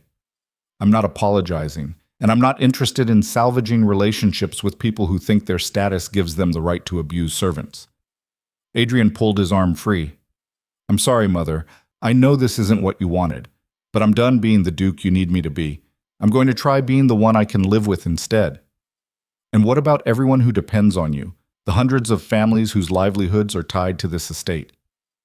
I'm going to take better care of them than I have been, starting with the people who work in this house. By making enemies of the aristocracy? By isolating yourself politically? That's not protection, Adrian. That's self-indulgent martyrdom. Catherine's voice turned pleading. Please, think about what you're doing. Think about the legacy your father left you. The responsibilities. Father was miserable. The words exploded from Adrian. He walked the grounds at night because he couldn't stand being in the house with the life you'd built together. He fulfilled every duty, maintained every alliance, played the role perfectly, and died unhappy and alone. Is that what you want for me? Catherine's face went white. Your father understood sacrifice. Father understood that he'd traded his entire life for a title and regretted it. I'm not making the same mistake. He turned and walked away before his mother could respond, his heart pounding, his hands shaking with adrenaline and fear and exhilaration. He found himself in the library again, his refuge, the one place in the manor that had always felt like it belonged to him rather than to the weight of generations. He was pouring himself a brandy when the door opened. He expected his mother, coming for round 2 of their argument. Instead, Mira entered, closing the door quietly behind her. You shouldn't be here, Adrian said. Your reputation. My reputation is already destroyed, Adrian. We both know that. She moved closer. I came to tell you something. What? You're right about all of it. Mira's voice was steady now, the tears gone. The system is cruel, the aristocracy is rotten, and someone needs to stand up and say that out loud. I'm glad you agree, but I'm not finished. Mira cut him off. You're also naive. You think you can just declare new rules and everyone will follow them. You think love and good intentions are enough to overcome centuries of entrenched power. You think, I know it won't be easy. It won't be easy. It might be impossible. Mira stepped closer. But I'm going to help you try anyway. Adrian stared at her. You're staying? I'm staying. Not as a servant. Not as your secret. As, I don't know what. Someone who's going to help you figure out how to actually change things instead of just making dramatic speeches. Whoa, she smiled slightly. Someone's got to keep you from getting yourself killed by angry aristocrats. Miras, I have conditions, she continued. First, I need actual authority. If I'm going to help reform this household, I need the power to make decisions and implement changes, not just suggestions you can override. Done. Second, I need protection, legal protection, something in writing that ensures I can't just be dismissed the moment you change your mind or die or tss. Done. Third, Mira paused. Third, we need to be honest about what this is. We love each other, but you're still a duke who needs to marry appropriately. I'm still a former housemaid who society will never fully accept. This isn't going to have a fairy tale ending. Adrian set down his brandy and crossed to her, taking her face in his hands. I don't need a fairy tale ending. I just need you, in whatever capacity you're willing to be in my life. Even if it's complicated and messy and causes more problems than it solves? Especially then, Mira laughed, the sound half sob. You really are insane. Completely. Adrian leaned down and kissed her. It was gentle at first, tentative, testing. Then Mira's good hand fisted in his shirt and pulled him closer, and the kiss deepened into something desperate and necessary and real. When they finally broke apart, both breathing hard, Mira rested her forehead against his. This is going to be a disaster, she whispered. Probably. Your mother is going to try to destroy me. Most likely. Society is going to shun us both. Almost certainly. And we're going to try anyway. Absolutely. They stood there in the library, holding each other while outside the door, the entire established order of English society prepared for war. The next week proved Mira right about the coming disaster. News of Adrian's actions spread through London society like wildfire. The story got more scandalous with each retelling. By the time it reached certain drawing rooms, he'd apparently declared war on the aristocracy itself, installed a housemaid as his mistress, and planned to turn Blackthorne Manor into some kind of revolutionary commune. The social consequences were immediate and brutal. Invitations were withdrawn. Trade partners sent apologetic letters citing difficult circumstances. Two families who'd been negotiating business ventures quietly backed out. Lord Arden used his influence to block a key vote in Parliament, costing Adrian a reform measure he'd been supporting for months. The message was clear: conform or be crushed. But something unexpected was also happening. Letters began arriving from other estates, not from the heads of households, but from their younger sons, their daughters, their disinherited relatives, people who'd chafed under the same restrictive system their entire lives. "I've watched my father treat our servants like cattle for 30 years, wrote one young lord. "Reading about your reforms gives me hope that change is possible. My sister was forced into a loveless marriage to secure an alliance," wrote a lady from Cornwall. "Thank you for suggesting that perhaps there's another way." The letters kept coming. Not many, not enough to offset the enemies Adrian was making, but enough to suggest that he wasn't as alone as his mother believed. Meanwhile, Mira threw herself into household reform with frightening efficiency. She started by conducting interviews with every servant, documenting their concerns and grievances. Then she created a proposal for new policies: fair wages based on actual work performed, scheduled days off, a formal process for addressing mistreatment. Adrian approved it all immediately, over his mother's strenuous objections. "You're letting a maid dictate household policy," Catherine hissed during one particularly heated argument. "Do you have any idea how this looks?"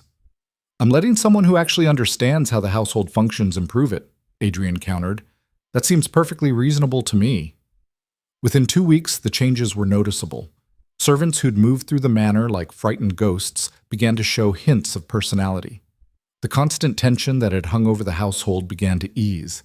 People smiled. It wasn't a revolution, but it was a start.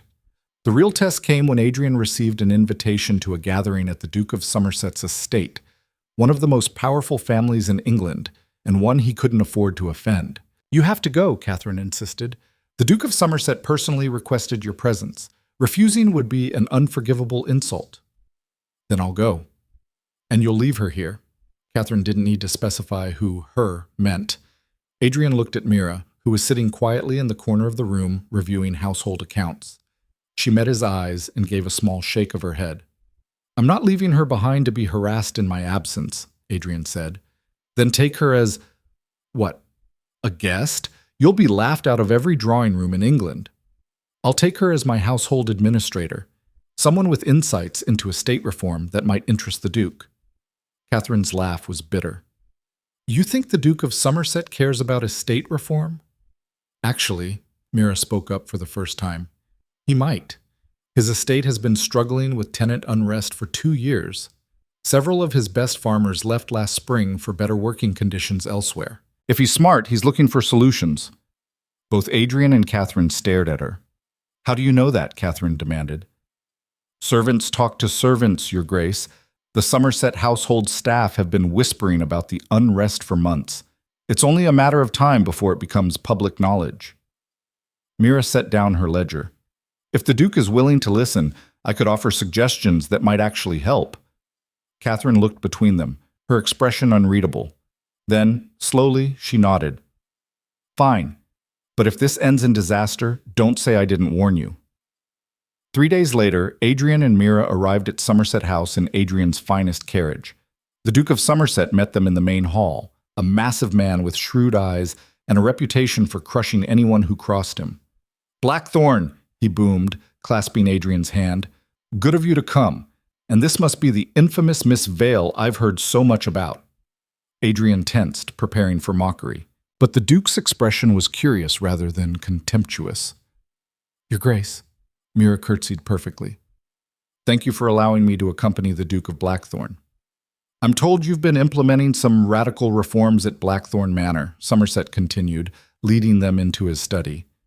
"Servant wages, working conditions, that sort of thing." "We have," Adrian said carefully. "Interesting." Somerset poured them each a brandy. "I'll be direct, Blackthorne.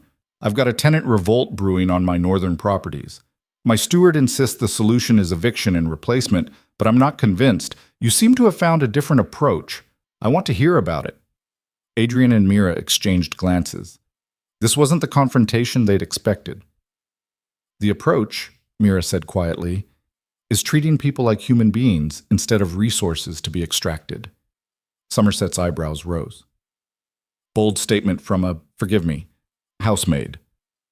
"Former housemaid," Adrian interjected. "Miss Vale now serves as my household administrator and chief reform consultant." "Does she now?" Somerset studied them both. "And this arrangement works?" "Better than any alternative I've tried," Adrian said. For the next 2 hours, they discussed estate management, tenant relations, and the economics of treating workers fairly. Somerset asked sharp questions.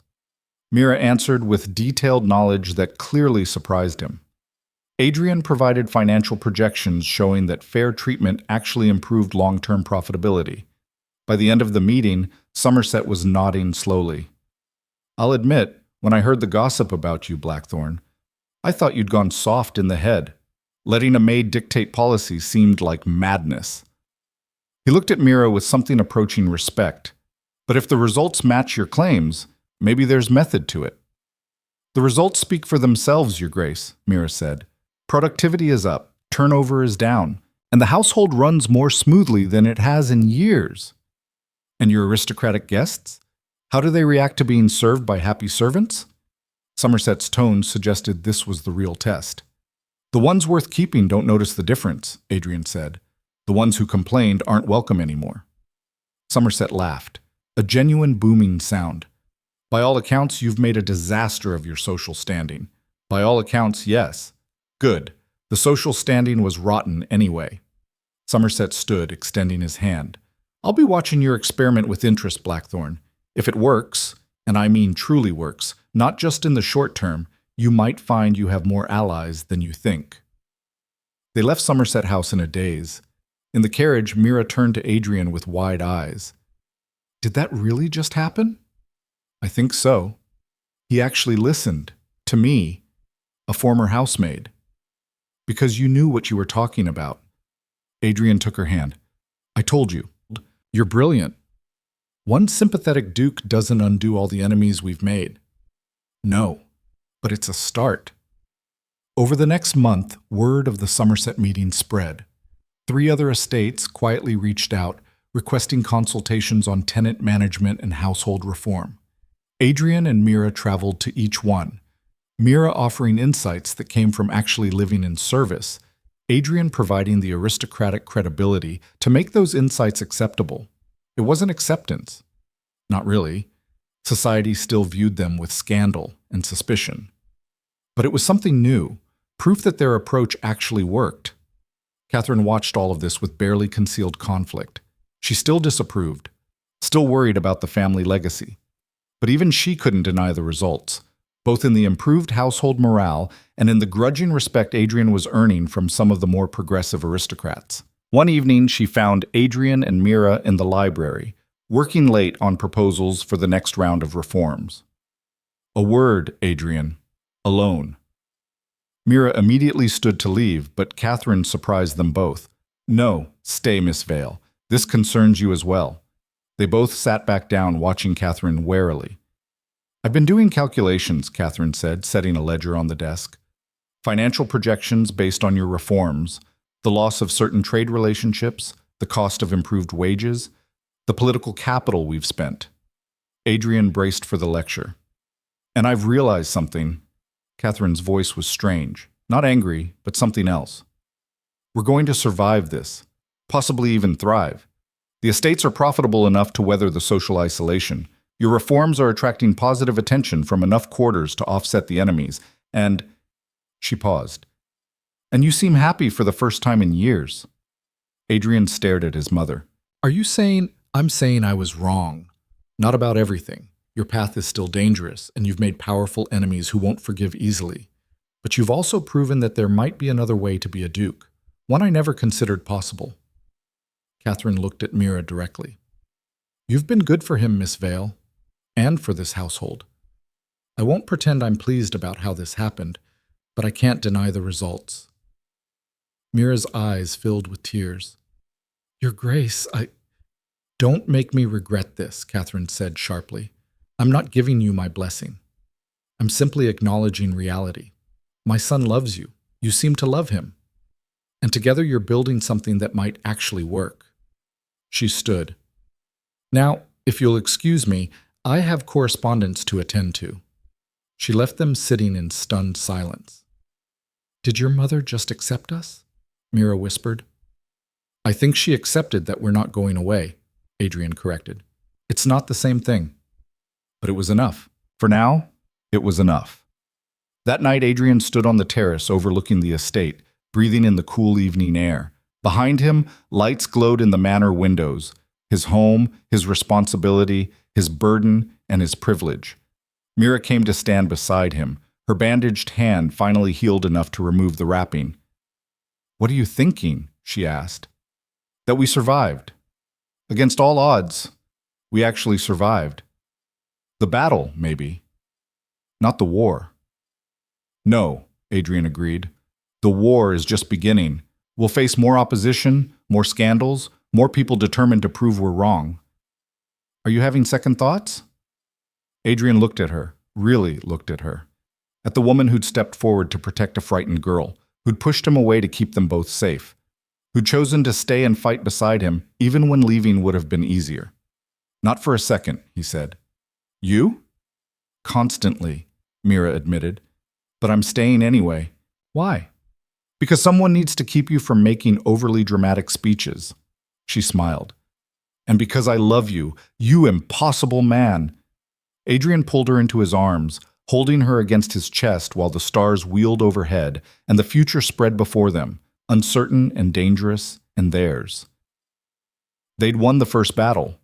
Now they had to figure out how to win the war. The war came sooner than expected. 6 weeks after the Somerset meeting, Lord Arden made his move. He'd been quietly building a coalition of offended aristocrats, families who'd been insulted by Adrian's reforms, ladies who'd been expelled from Blackthorne Manor, and anyone who saw the shifting power dynamics as a threat to their own positions. The attack was elegant in its cruelty. Arden brought a formal petition before Parliament, requesting an official inquiry into the Duke of Blackthorne's fitness to manage his estates and fulfill his ducal responsibilities.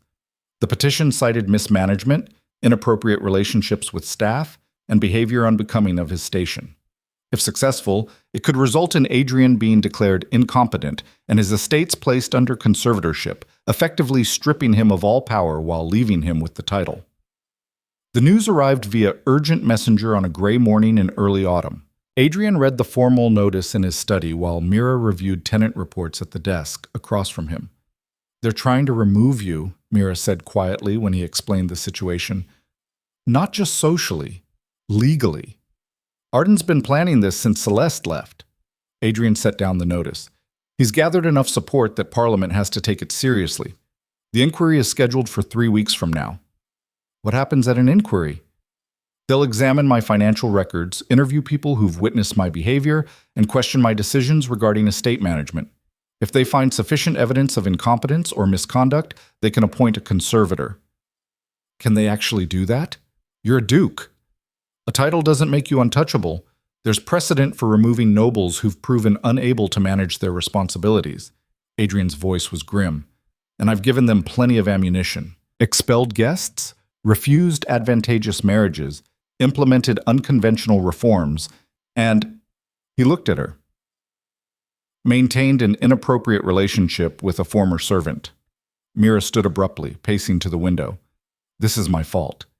If I hadn't stayed, don't. Adrian crossed to her. This was inevitable the moment I chose to challenge their system. You're just the most visible symbol of that choice. Then maybe I should leave. Publicly. Make it clear that there's nothing between us anymore. It might be enough to... No. Adrian's voice was absolute. I'm not sacrificing you to appease them. That's exactly what they want. Proof that they can still control me through threats. But if you lose the inquiry, then we'll deal with that when it happens. Adrian took her hands. I need you to trust me. One more time. Mira looked at him for a long moment, then nodded slowly. Over the next 3 weeks, Adrian prepared for the fight of his life. He compiled financial records showing improved estate profitability. He gathered testimonials from tenants praising the reforms. He even convinced the Duke of Somerset to provide a written statement supporting his management approach. But he knew it wouldn't be enough. The inquiry wasn't really about competence or financial management. It was about power, specifically about whether the aristocracy would allow one of their own to break ranks and survive. The night before he was scheduled to travel to London for the hearing, Adrian found Mira in the rose garden where they'd first admitted their feelings for each other. Couldn't sleep? He asked, sitting beside her on the stone bench. Too much thinking. She leaned against his shoulder. Adrian, what if tomorrow doesn't go the way we hope? Then I lose everything except you, assuming you're willing to run away with a disgraced former duke. I'm serious. So am I. Adrian wrapped an arm around her. I've spent months trying to reform a system from inside it, but maybe that was never going to work. Maybe the only real way forward is to step outside it entirely. And do what? Build something new, somewhere they can't touch us. Adrian's voice grew thoughtful. We could take our share of the estate profits, they can't take those away legally, and start fresh. Maybe in the north, or even abroad. Create a model of what fair labor and dignified work looks like. That sounds like giving up. It sounds like choosing what matters. Adrian turned to face her. I don't need to be a duke, Mira. I just need to be with you, doing work that means something. Mira was quiet for a long time. Then she said, Ask me. What? You know what? She pulled back to look at him directly. You've been circling around it for weeks. Just ask. Adrian's heart began to pound. Here? Now? Why not? Tomorrow might take the choice away entirely. Mira smiled, though her eyes were bright with unshed tears. So ask me, Adrian, before the world tells us we can't have this. Adrian stood, then knelt on the garden path in front of her. Just as he had imagined doing 100 times in 100 different scenarios. But never like this, with everything hanging in the balance, with their entire future uncertain. Mirabelle, he said, his voice steady despite his shaking hands. I don't have a ring. I can't promise you a stable future or social acceptance or any of the things a proposal should include. All I can offer is myself, my love, and my commitment to build whatever life we can manage together. Will you marry me? Mira was crying now, tears streaming down her face. You're insane. Is that a yes? Of course it's a yes, you impossible, reckless, beautiful man. She pulled him up and kissed him, her hands tangling in his hair. Yes. Yes to everything. Yes to the uncertainty and the struggle and whatever tomorrow brings. They held each other in the moonlit garden, engaged now, committed to a future that might not even exist by this time tomorrow. But for this moment, it was enough. The parliamentary inquiry room was designed to intimidate. High ceilings, dark wood paneling, and rows of stern-faced lords sitting in judgment. Adrian stood at the defendant's podium, acutely aware that his entire life was about to be dissected by men who'd already decided he was guilty. Lord Arden served as the primary prosecutor, presenting his case with clinical precision. He brought financial experts who questioned Adrian's reforms. He paraded witnesses who testified to Adrian's erratic behavior and inappropriate attachments.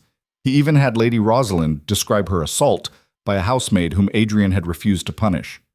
Each piece of evidence was carefully selected to paint Adrian as unstable, incompetent, and unfit for his position. Through it all, Adrian remained calm, answering questions honestly, refusing to be baited into displays of emotion that would confirm their prejudices. Then Arden called his final witness. I call the Duchess Catherine Blackthorne to testify. Adrian's blood ran cold.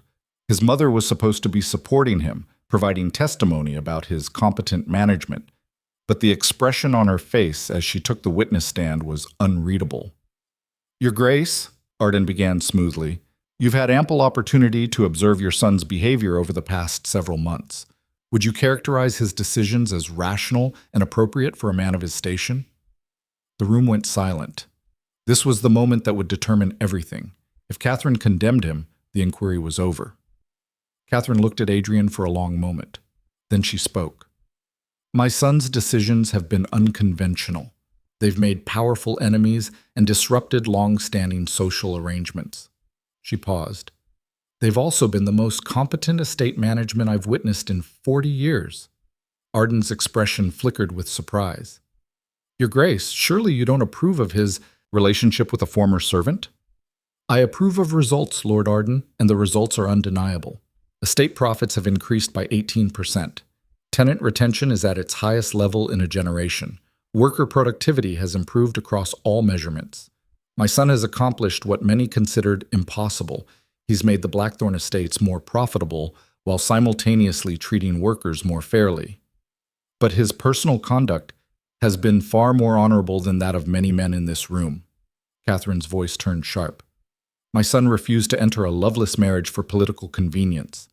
He refused to exploit servants for personal pleasure while maintaining a respectable facade. He refused to sacrifice an innocent woman to preserve social standing. These are not signs of incompetence, Lord Arden. These are signs of character. The room erupted in murmurs. Arden's face had gone red. Your Grace, with respect, you seem to be letting maternal sentiment cloud your judgment. I'm letting 40 years of watching aristocratic hypocrisy inform my testimony. Catherine's eyes swept the room. How many men in this chamber have mistresses they keep discreetly? How many have arranged marriages while pursuing affection elsewhere? How many have fathered illegitimate children they refuse to acknowledge? My son chose to be honest instead of hypocritical, and you're punishing him for it. This inquiry is not about general aristocratic behavior. Then what is it about, Lord Arden? Catherine's voice rang out clearly. Because from where I stand, it looks like you're using parliamentary procedure to exact revenge for personal slights. My son expelled your daughter from his house for attempting to frame an innocent woman. That's not incompetence, that's justice. Arden's composure cracked. Your Grace, you go too far. I'm just getting started. Catherine stood addressing the entire assembly. You want to remove my son from his position because he dared to suggest that perhaps, just perhaps, the way we've always done things isn't the only way or even the best way. You want to punish innovation, honesty, and the radical idea that workers deserve dignity. She turned back to Arden. So let me make something very clear. If you remove my son from his position, you'll have to contend with me. I control significant financial resources independent of the duchy. I sit on the boards of 3 charitable foundations that many of your families depend on for social legitimacy. And I have 40 years of accumulated secrets about the private behaviors of nearly every family represented in this room. The chamber went deathly silent. Test me if you wish, Catherine continued quietly, but understand that if you destroy my son for being better than the rest of us, I will make it my life's work to expose every hypocritical skeleton in every aristocratic closet in England, starting with yours, Lord Arden. She sat down, her expression serene, as if she hadn't just threatened to detonate the entire social order. The Lord Chancellor, who'd been observing silently from his elevated position, cleared his throat. This inquiry will adjourn for deliberation. The Duke of Blackthorne will be notified of our decision within the week. It was over. Not won or lost, but suspended in terrible uncertainty. Adrian was escorted from the chamber in a daze. His mother was waiting in the corridor outside, looking far more composed than he felt. Mother, don't. Catherine held up a hand. I didn't do that for you. I did it because they were wrong, and because I'm tired of watching good people be destroyed by a system that protects monsters. Thank you. Don't thank me yet. I may have just made things worse.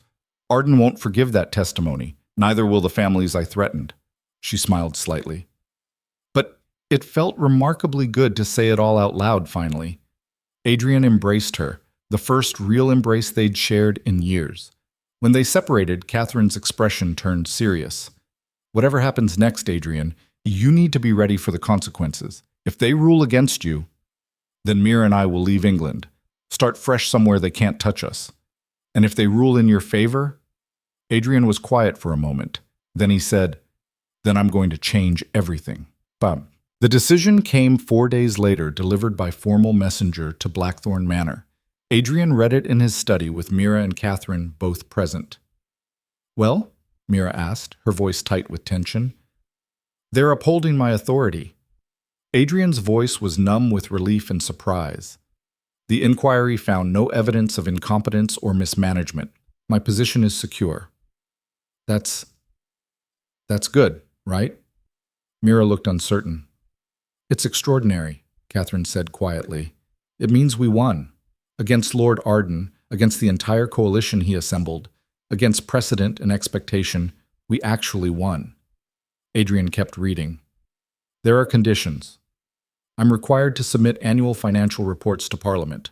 My household reforms will be monitored for the next 3 years. And, he paused, and any irregular personal arrangements must be formalized through legal marriage or formally ended within 6 months. The room went silent. They're forcing your hand, Catherine said. Either marry appropriately or end your relationship with Miss Vale entirely. No, Adrian corrected. They're forcing me to make it official, which is exactly what I was planning to do anyway. He turned to Mira, whose eyes had gone wide. I know we already discussed this in the garden, Adrian said, but now it's not just romantic gesture. It's legal necessity, so I'm asking again with full knowledge of what it means. Mira Vale, will you marry me? Publicly, legally, officially? Will you become the Duchess of Blackthorne and face everything that follows? Mira looked between Adrian and Catherine, her expression showing the full weight of what he was asking. Becoming a duchess meant endless scrutiny, social warfare, and a lifetime of proving herself to people who would never fully accept her. Yes, she said firmly. Yes to all of it. Catherine stood slowly. Then I suppose we have a wedding to plan. Mother, you don't have to. Of course I do. You're my son. She's going to be your wife. Like it or not, Miss Vale is about to become family. Catherine's expression was complex, not quite approval, but something like acceptance. And if she's going to survive what's coming, she'll need all the help she can get. The wedding was scheduled for 3 months later, giving time for the legal arrangements and for society to either adjust or prepare their outrage. Most chose outrage. Invitations were declined in record numbers. Families who'd been wavering in their support openly turned against Adrian. The scandal sheets had a field day, publishing increasingly wild speculation about the Duke and his housemaid bride. But others surprised them. The Duke of Somerset sent a warm letter of congratulation along with a generous wedding gift. Several younger aristocrats, the ones who'd been writing supportive letters for months, quietly indicated they'd attend. A few progressive families saw the wedding as an opportunity to ally themselves with reform. It wouldn't be the grandest wedding of the season, but it would happen. Mira threw herself into preparations with characteristic determination. Catherine, true to her word, helped navigate the social and legal complexities. Together they created something unique, a wedding that honored tradition where appropriate but broke it where necessary.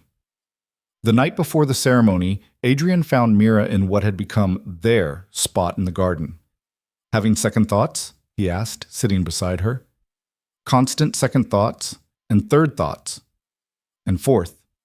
Mira leaned against him. But I'm still going through with it. Why, honestly? Because I love you. Because what we're building here matters. And because, she paused, because someone needs to prove it's possible, that a maid can become a duchess, that love can matter more than bloodlines, that the entire system can be wrong. That's a lot of pressure for one wedding. Good thing we're good under pressure. Mira smiled. Did you finish the speech? What speech?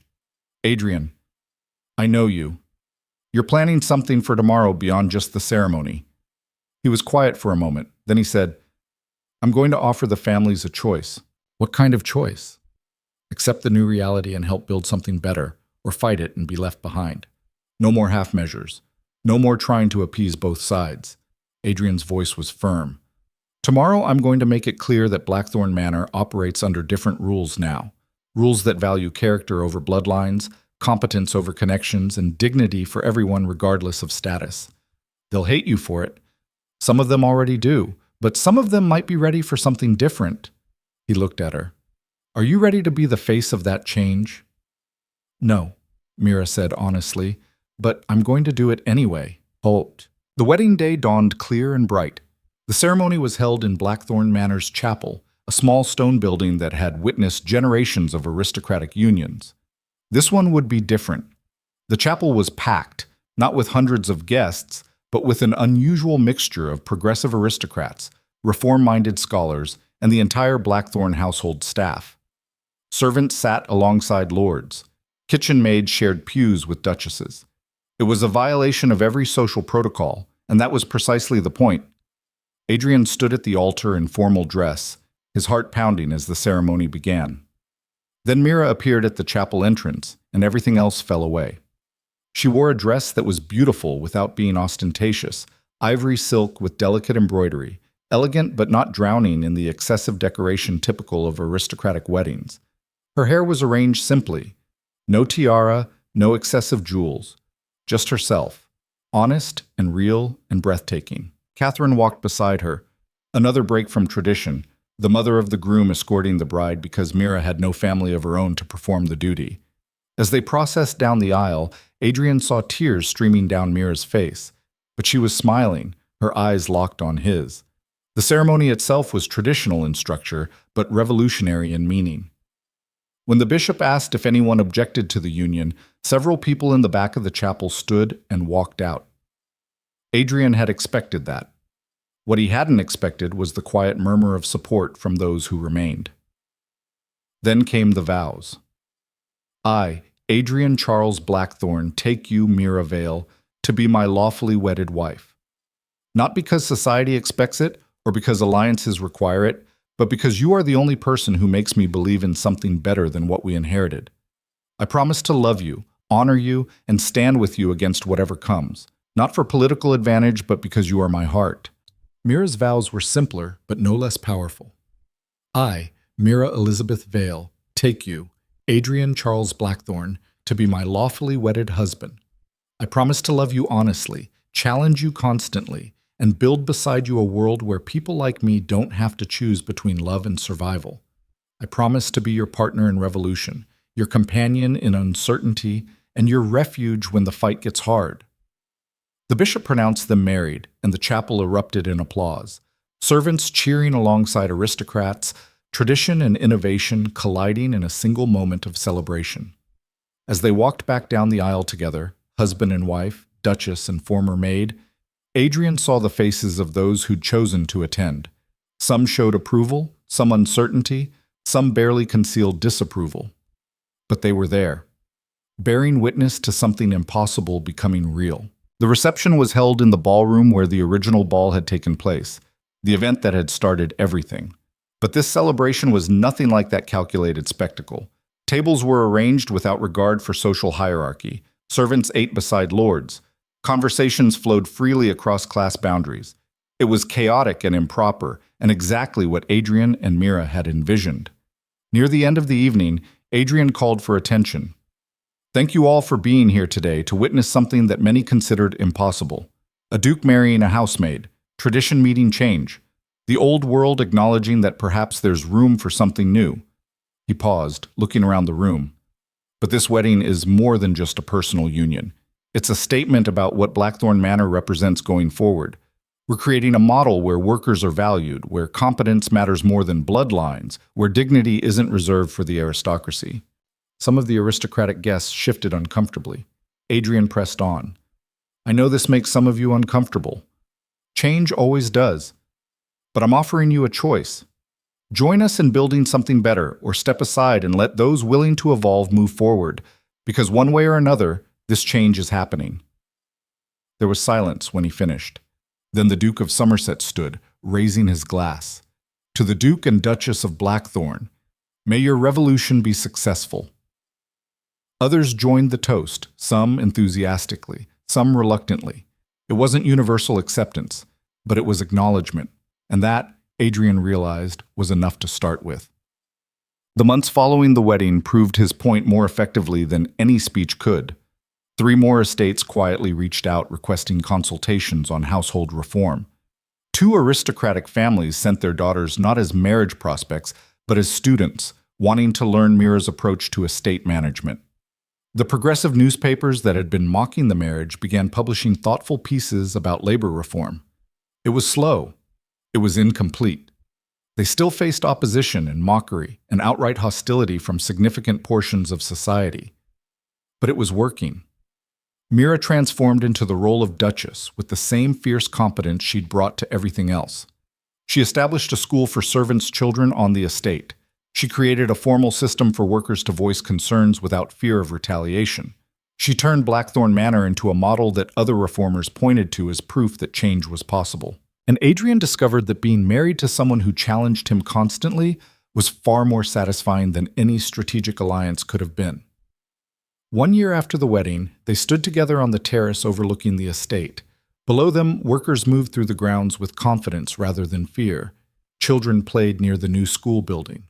The manor hummed with productive energy. "Do you ever regret it?" Mira asked, leaning against the balustrade. "Everything you gave up to marry me?" "I gave up status. I never wanted to maintain a system I didn't believe in. That's not sacrifice. That's liberation." Adrian wrapped his arms around her from behind. "Do you regret becoming a duchess?" "Every morning when I wake up and remember I have to have tea with Lady someone or other who barely disguises her contempt." Mira smiled.